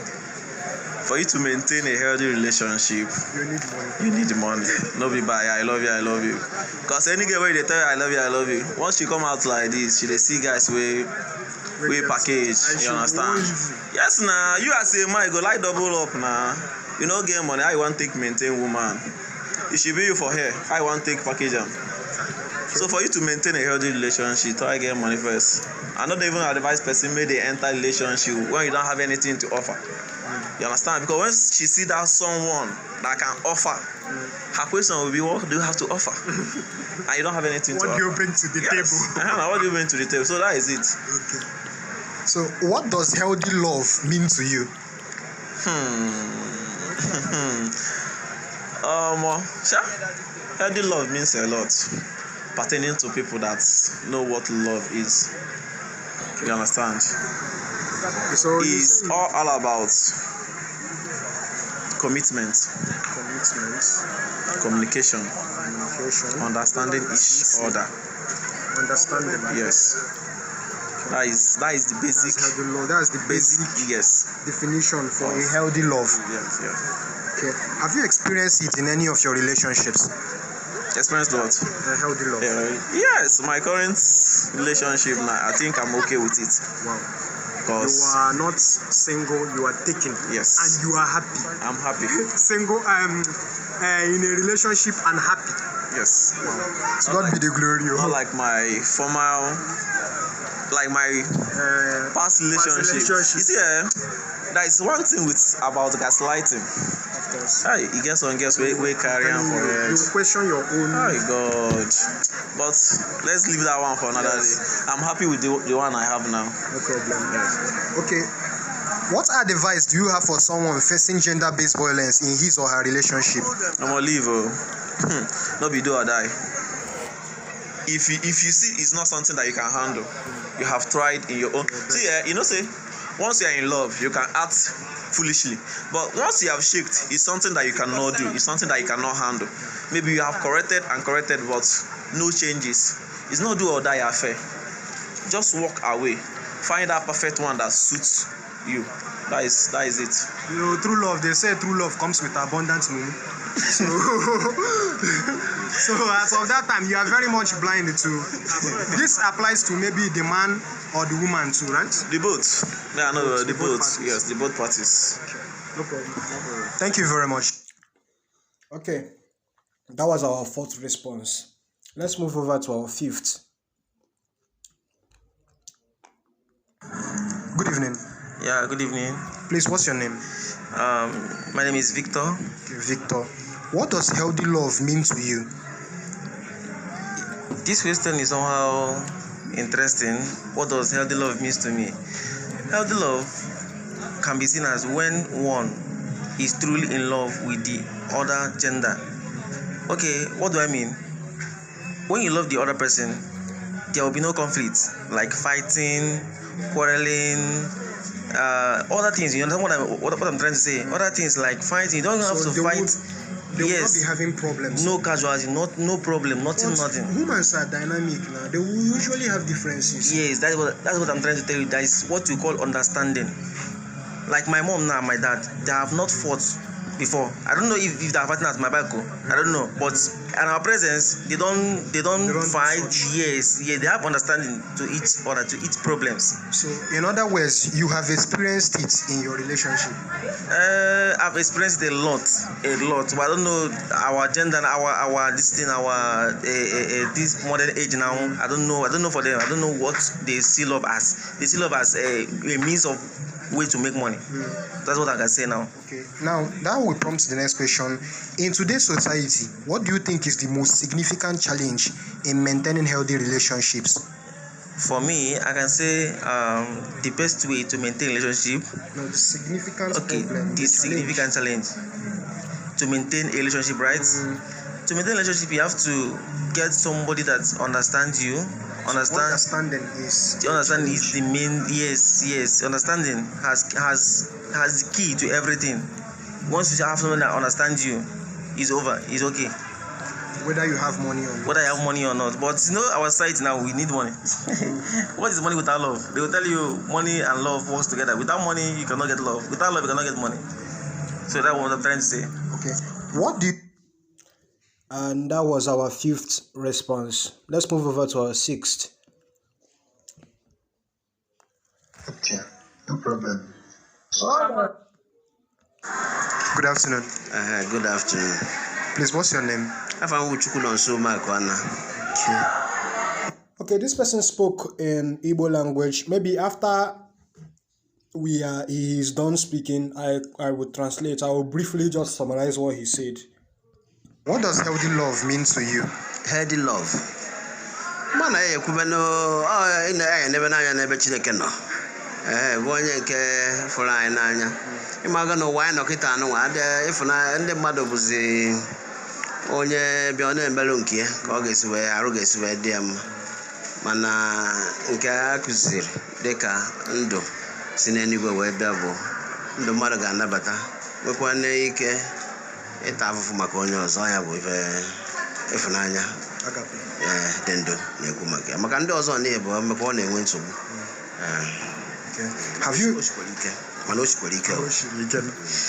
Have you experienced it in any of your relationships? Nne m fụrụ m n'anya nnukwu, nna m fụrụ m n'anya nnukwu.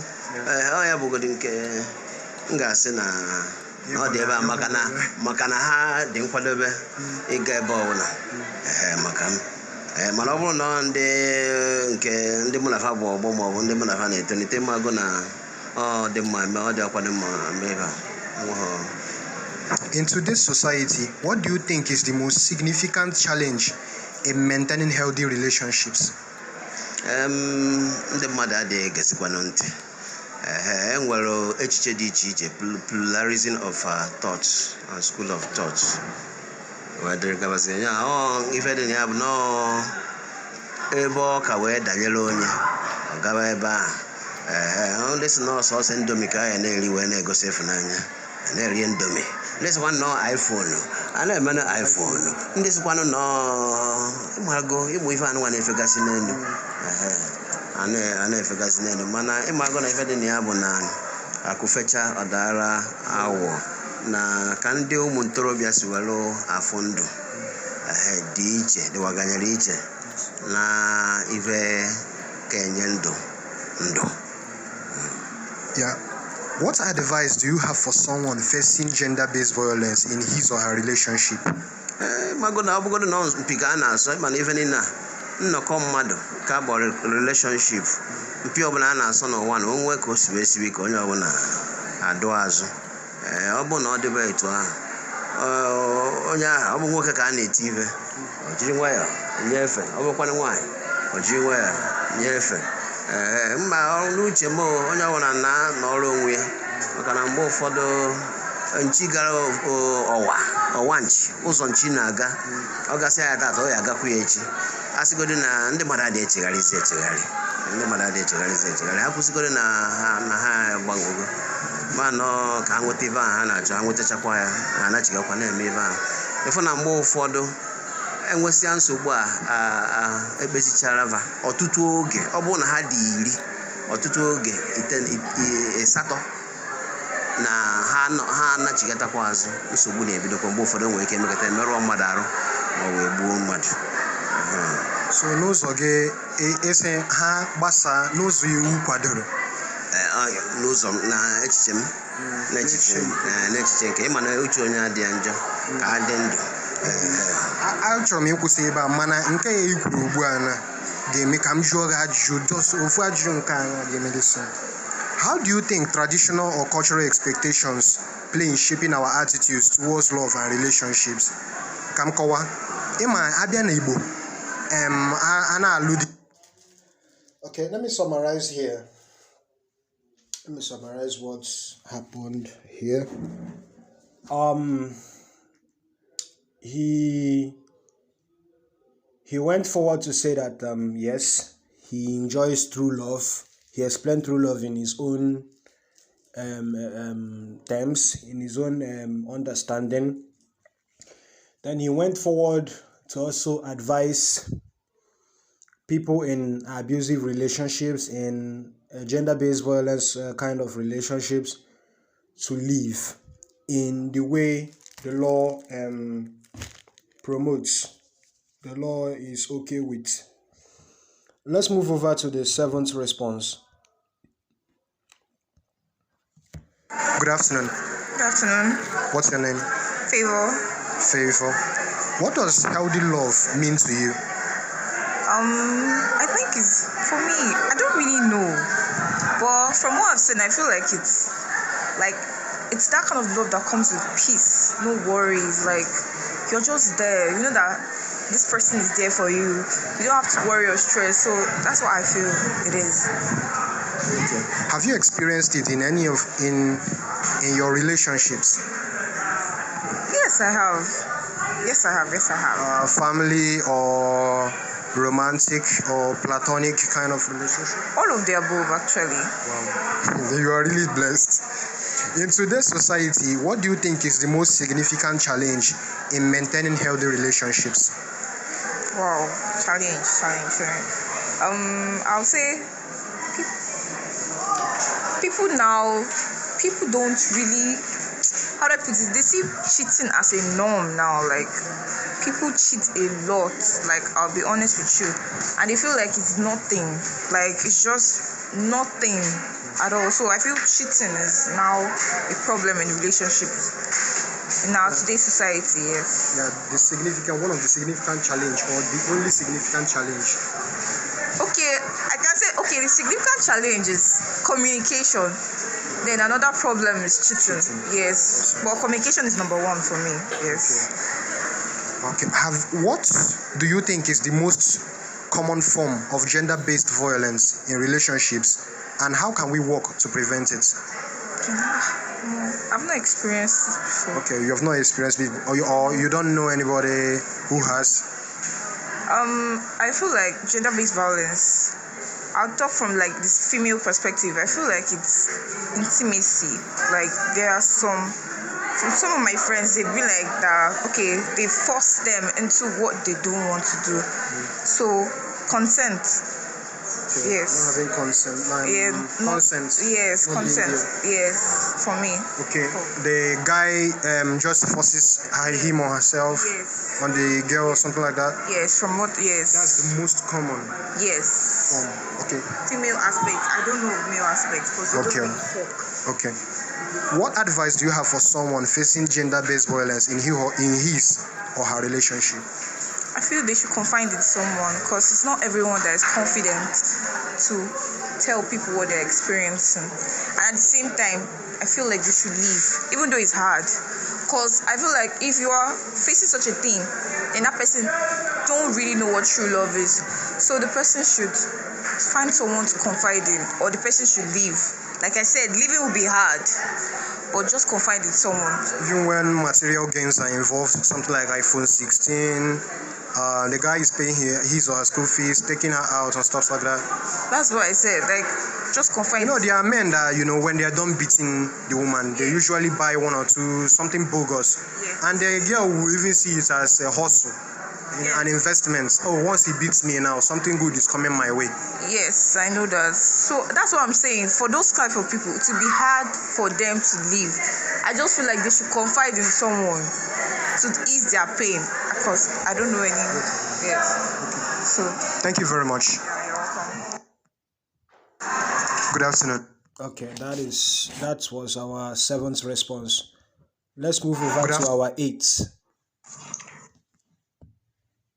Let's move over to our 8th response. Good afternoon. Good afternoon. What's your name? My name is Ebele. Okay, Ebele. What does healthy love mean to you? Healthy love. When we talk about something healthy, it means something that is beneficial to me as a person, not just me, everybody around me, because when one is healthy, he or she emits love to every other person around. And I'm a Christian. I must reason it out from the Christian point of view, because Christianity professes a kind of love that is mutual. I mean, it's not arrogant, neither is it selfish. If I am loving, that means other people around me will feel the love as well. So when love is healthy, it means that personally, any love that I emit should be the one that will be beneficial to me personally and people around me, not just financially or materially, but mentally. I should be healthy, and love is supposed to give me that feeling of being healthy.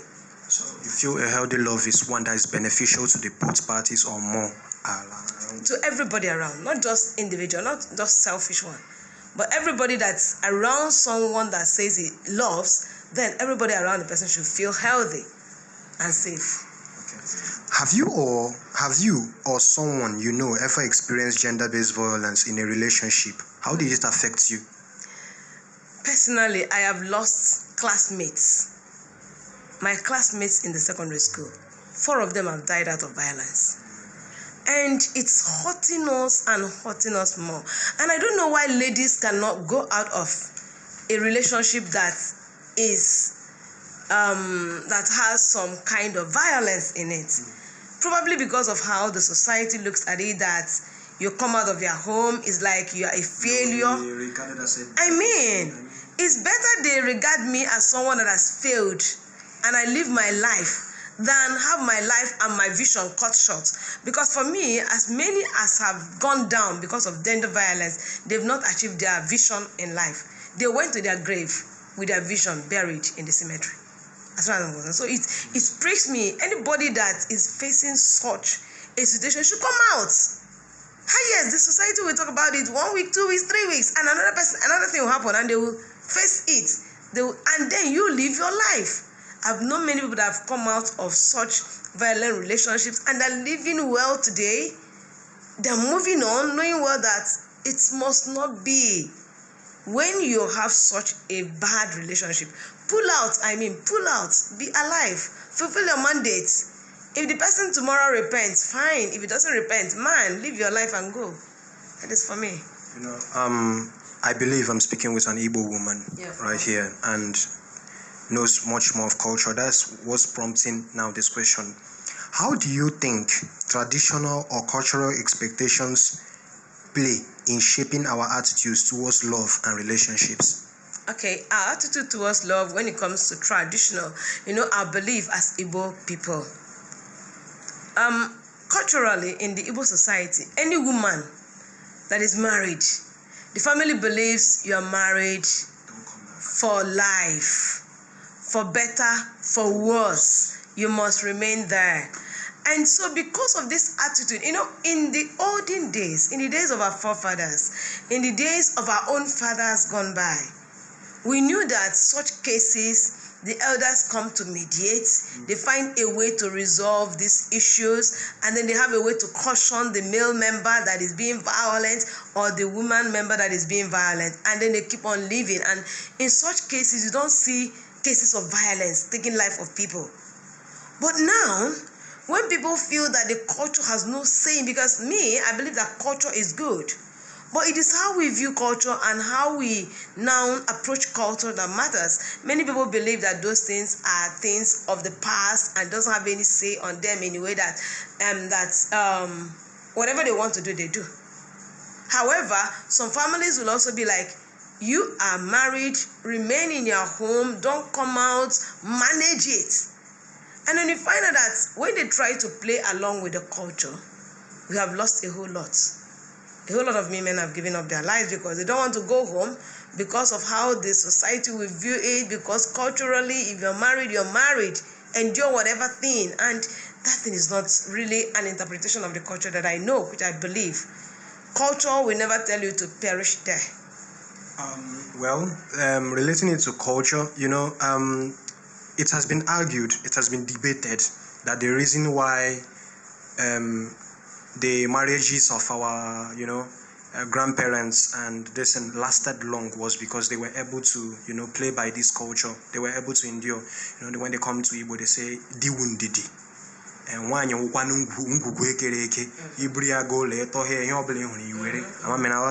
so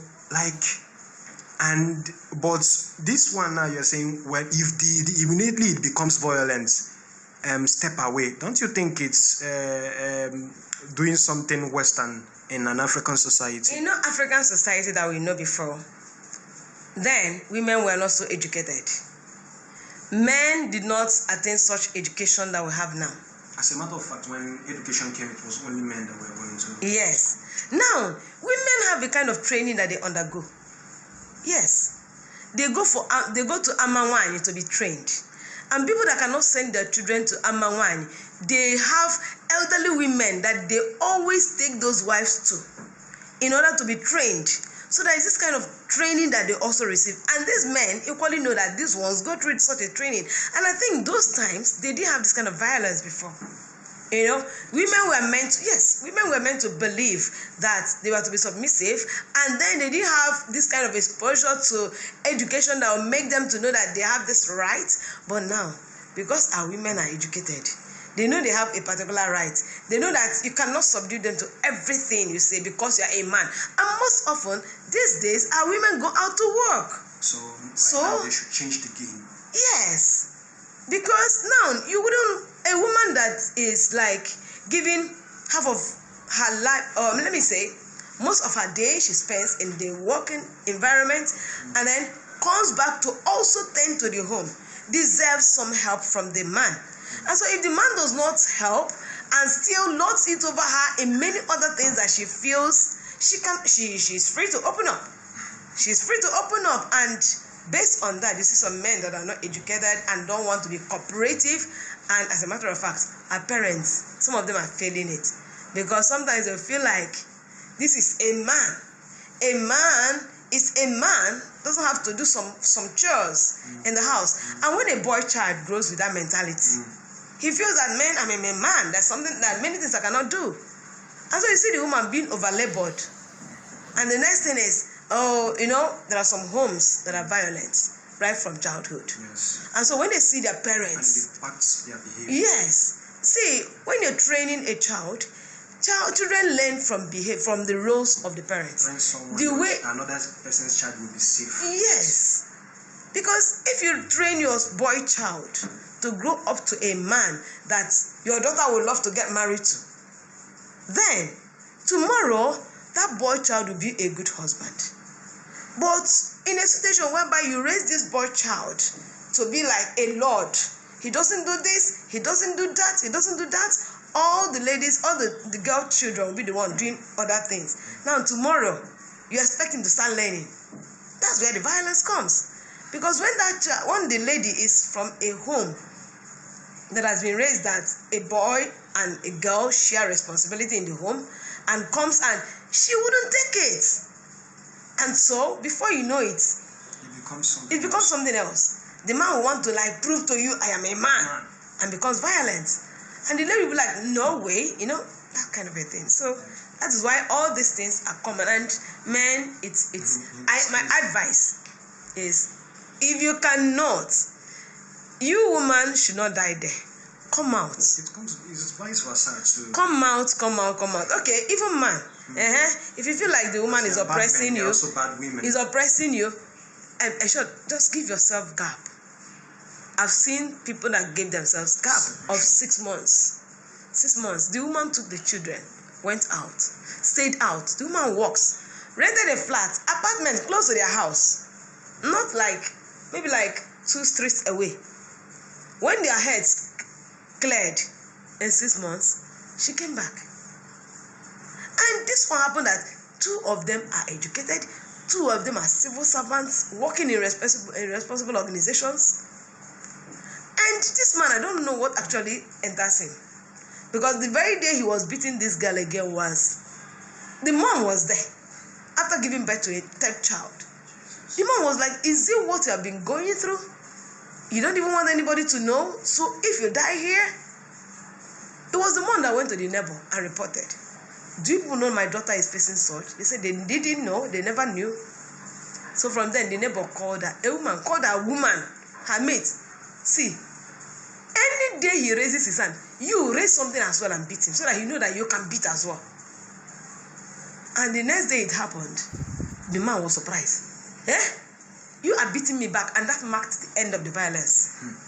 That marked the end. I have hand as well. And that marked up to today, no more. Sometimes because we are women, and because if you go out of your home, what will society say? Many are dying. I've lost many of my classmates. The best thing is separation. Actually, it shouldn't be a bank for bank. Thank you very much. Good afternoon. Okay, that was our 8th response. In as much as the woman makes her opinions clear, okay, and let me leave this as my end note for this episode of the podcast. Honestly, I'm not happy how this podcast went, from busy schedules to system failure to Well, let's continue our Vox Pop. Let's move over to our ninth. Our ninth, yeah. Good evening. Good evening. Please, may I know your name? My name is Vowels. Okay, Vowels. Okay, in today's society, what do you think is the most significant challenge in maintaining healthy relationships? I think it's communication. Once there is healthy communication, you have a healthy relationship. You are pissed off about something, you communicate about it. The other person also communicates when he or she is pissed off, and you have a healthy relationship. Okay, communication alone. Yeah, communication is key. Okay. The second question: what do you think is the most common form of gender-based violence in relationships, and how can we work to prevent it? The most common form, right? Yeah, of gender-based violence. Most times it can be violence that are, I would say, they're emotional. We have emotional violence. Something sort of gaslighting. Yes, that's what we have today. Majorly, the person would think he or she is at fault, not knowing that he is not at fault. And then those gaslighting, for example, we always push the other person to the extreme of wanting to explode into physical violence. So I think emotional violence is the beginning and the most basic form of gender-based violence. So how do we work now to prevent it? How do we work to prevent it? That's why I say communication comes in. Because when you communicate your issues easily, it becomes clear to the other gender or your partner that this is my challenge. And then you that such was communicated to, how do you handle such? Do you gaslight or do you adjust? That's where love comes in, because without love, you'll not be able to adjust. You'll not be able to bend and do things that on a normal you will not want to do. So when there's love and that communication is there, you see yourself talking to each other and trying to find a way to cohabit perfectly for the both of you, not for one person. Now, how do you think traditional or cultural expectations play in shaping our attitudes towards love and relationships? Well, traditional and cultural expectations can be drawn down to how society interprets, how influence people. As it's in respect to, where the person comes from, how they do their home training.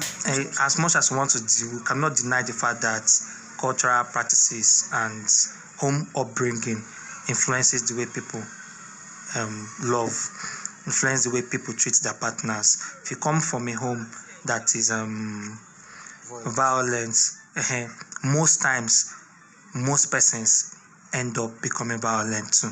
If you come from a home that is filled with love, you see that most times that person encompasses and gives that love fully. So the society, the traditions, the cultures, whatever we have one way or the other in influencing the way people love. For example, today now, in our own society, we see that love has monetary value. For a man, it has monetary value. For a woman, it has bodily value. Like, you have to give your body. A man can tell you that he does not love you. You don't love him until you give him your body. You get? And then a woman will not actually see your love and value it if you don't do transfer. Like, so once society is shaped and keep shaping people growing up this way, you see that love will get a different meaning. So thank you very much for your time. Good afternoon. Okay. Good afternoon. Yeah. I'm controlling a number of audio here, so some are bound to play back, some are distant. Let's move over to our 10th response. Good evening. Good evening. Please, what's your name? Miracle. What does healthy love mean to you? A healthy love, it's, in terms of relationship, right? It's a kind of love that has no complications. It's just simple, without issues. Although there will be issues or there will be problems, but it doesn't have to be complicated or result in violence. That's my own belief in it.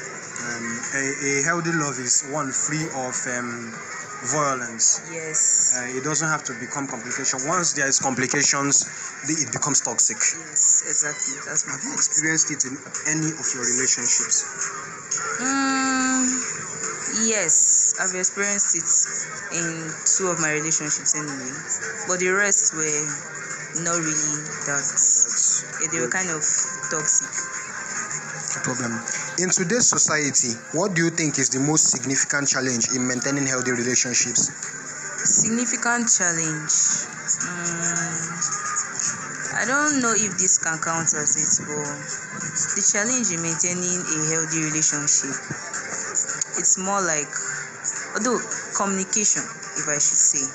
Communication is a challenge for most people, especially people that don't know how to talk, people that don't know how to relate.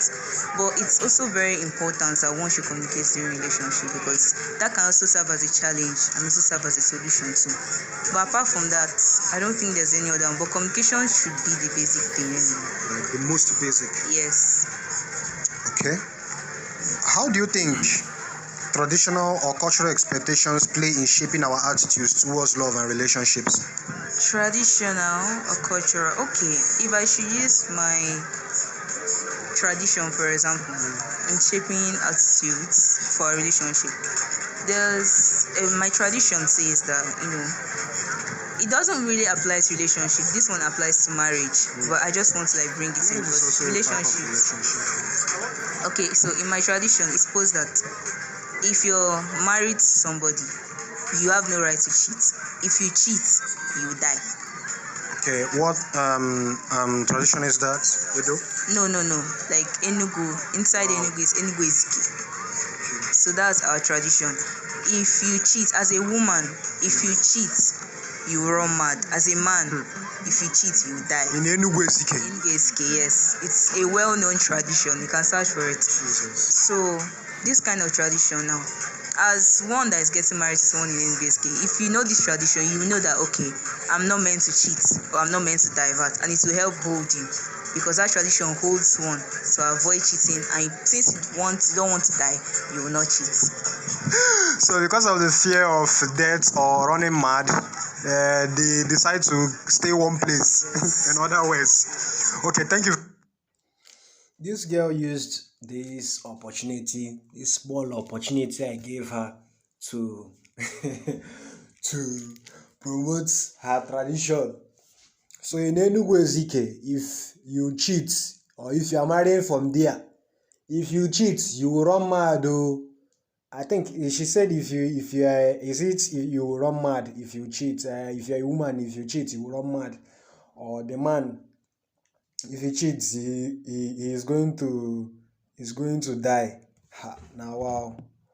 Okay, let's move over to our 11th response. Good evening. Good evening. What's your name? Blessing. Okay. What does healthy love mean to you? In my own understanding, healthy love is just like, is it healthy love or healthy relationship I'm talking about? Relationships. Okay. Or just healthy love. Understand? But explain it maybe in your own context. Okay. And a healthy relationship to me is just like a relationship whereby you support each other, and supporting each other is based on emotion, financially, in everything, both in good times and in bad times. That's what I understand. How do love actually mean? Support for you. Yes, support. Have you experienced it in any of your relationships? Yes, I have. In today's society, what do you think is the most significant challenge in maintaining healthy relationships? I would say peer group. Peer group. Yeah. You mean the influence on people, or the influence of others into a relationship or something? Let's say most people might be having a cool, healthy relationship, but let's say some who allow themselves to be influenced by bad peer group, so it sometimes affects them. You understand? Based on not being contented with what you have, I guess so. How do you think traditional or cultural expectations play in shaping our attitudes towards love and relationships? Okay. Should I say, for example, in a family whereby everything about them is based on tradition. Okay, I think when I was making this interview to this particular person, they were two, a guy and a girl. Yes, a guy and a lady. So I think it is this one that the guy came in to help her and then answered a few other questions. That they are more focused in tradition than all this Christian something, all this Christianity stuff. It's sometimes. Excuse me, let me help and answer this one. What I understand by how does tradition, what do you think by tradition or cultural expectation play in shaping our attitudes towards love and relationship? What I understand is that somebody that is being brought up in a very good and positive tradition and cultural society can change the mentality of the opposition or opposite gender in a relationship, in the sense that if that person is negative minded, him that or her that is brought up in a good positive culture and tradition society can change the mentality and behavior of that opposite in a relationship. And also he can also do that in a negative way if he was or she was brought up in a negative and bad cultural society and tradition. Problem. Now let me ask you just two questions to this thing. What advice do you have for someone facing gender-based violence in his or her relationship? The best advice I can tell you if you're facing any gender-based violence is withdraw yourself from that relationship, because this life is only once. Anything that happens, your own is gone, and they can never bring you back. You can say to like you want to continue and persevere. Perseverance is not a relationship is not a do or die affair. You can just persevere and still it will eat up your head, and when you are gone. Nothing can be done again. Okay, some girls actually maybe because of iPhone 16 or the money the guy gives them. There are some relationships that when the guy is done beating the girl, he usually comes with these goodies, maybe a fancy bag or wig to tell her sorry. So the girl has even started using it as a hustle. Once this guy beats me now, the next thing now, like I'm expecting 1 million naira from him. So this is your same advice to the girl as he's seeing the beating as a hustle. Everything is based on your mentality. If you think that the beating is not enough, wait up until you are dead.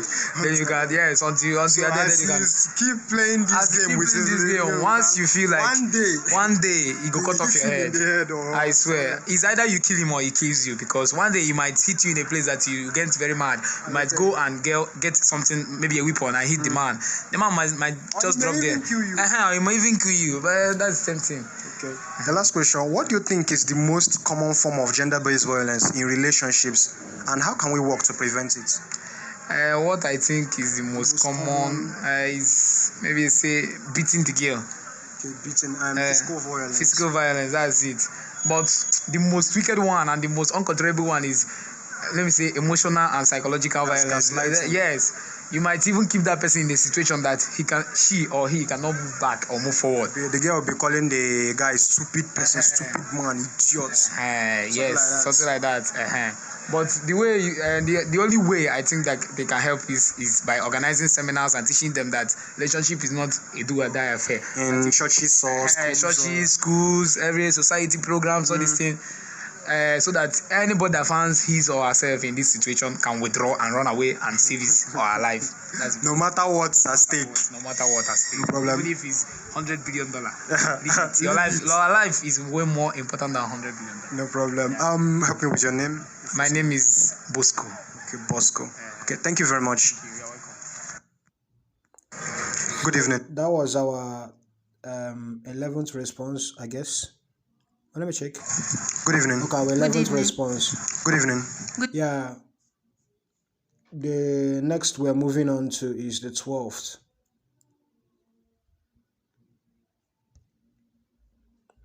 Okay, I think, Okay, our responses. Good evening. Good evening. What's the name? Blessing. Okay, our responses are finished. That was our 11th response, ended it. Okay, thank you very much for listening to this episode of the Flamise Rpr podcast. We discussed navigating gender-based violence. Wait, let me open this thing. We discussed, our topic today was navigating love and gender-based violence in Africa. Can we love without hurting? Let's take this as the part 1 because we couldn't finish the interview with our guests. So I will be releasing the part 2 maybe next Saturday, or if I'm able to schedule workout things with my guests whom are in their respective places. They are very much busy people and I would respect that. Good, I wouldn't use my own. Listen, in as much as we have planned these days before, I blame it on the failure of one of my systems that I work with. So I blame it on it. And I'm telling you to bear with me too. To bear with me. So no problem. Now my end note on this. No relationship is worth you staying in once it harms you. Once it becomes toxic, leave. But make sure you try to make it work. Because if you are leaving, whenever it becomes toxic, there is a probability that you would never find a soulmate. Once it becomes tough, once it becomes hard, you run. Good, but there are levels to these things. That's why the different people are built different ways. Okay, I will read a report by the United Nations International Children's Emergency Fund, UNICEF. While gender-based violence is inflicted on men and boys too, it is women and girls who face the greatest threats. Nearly 1 in 3 has been subjected to sexual or intimate partner violence in her lifetime. I would also read another report according to NYC, I think that's New York City Mayor's Office to End Domestic and Gender-Based Violence article. This is an article, so I took it for this thing, and it defines gender-based violence as a general term used to capture any type of violence that is rooted in exploiting unequal power relationships between genders. This can include gender norms and role expectations specific to a society, as well as situational power imbalances and inequities. The last I would read is from United Nations High Commission for Refugees, UNHCR. It defines gender-based violence as violence committed against a person because of his or her sex or gender. The article on this page further explains it as it is forcing another person to do something against his or her will through violence, coercion, threats, deception, cultural expectation, or economic means. It further states that although the majority of survivors of gender-based violence are girls and women, boys and men are also being targeted through GBV. So it's not a one-sided thing that it's only girls that are facing. In as much as one of my guests, Glory, gives a percentage, I think 64 to 35 something. For guys, is for the male gender is 35%. For the female is 64%. I don't know where she got the data from, but she's speaking from her experience and what she has seen. Well, my end note: people are dying from gender-based violence. All the reports I read from the beginning of the episode, the people that died, the man that strangled his wife with a wire, the lady that burned her boyfriend, her 29-year-old boyfriend over a disagreement, this thing, please and please, once the relationship becomes toxic, please take your leave. A living dog is better than a dead lion. Okay, the Flamise Rpr podcast is available on different audio listening platforms, including Spotify, Podcast Addicts, YT Music, YouTube, and even Audible. Anywhere, it's available on different places, so you can take a listen. Thank you very much for joining us. Till next time we meet. Thanks for listening.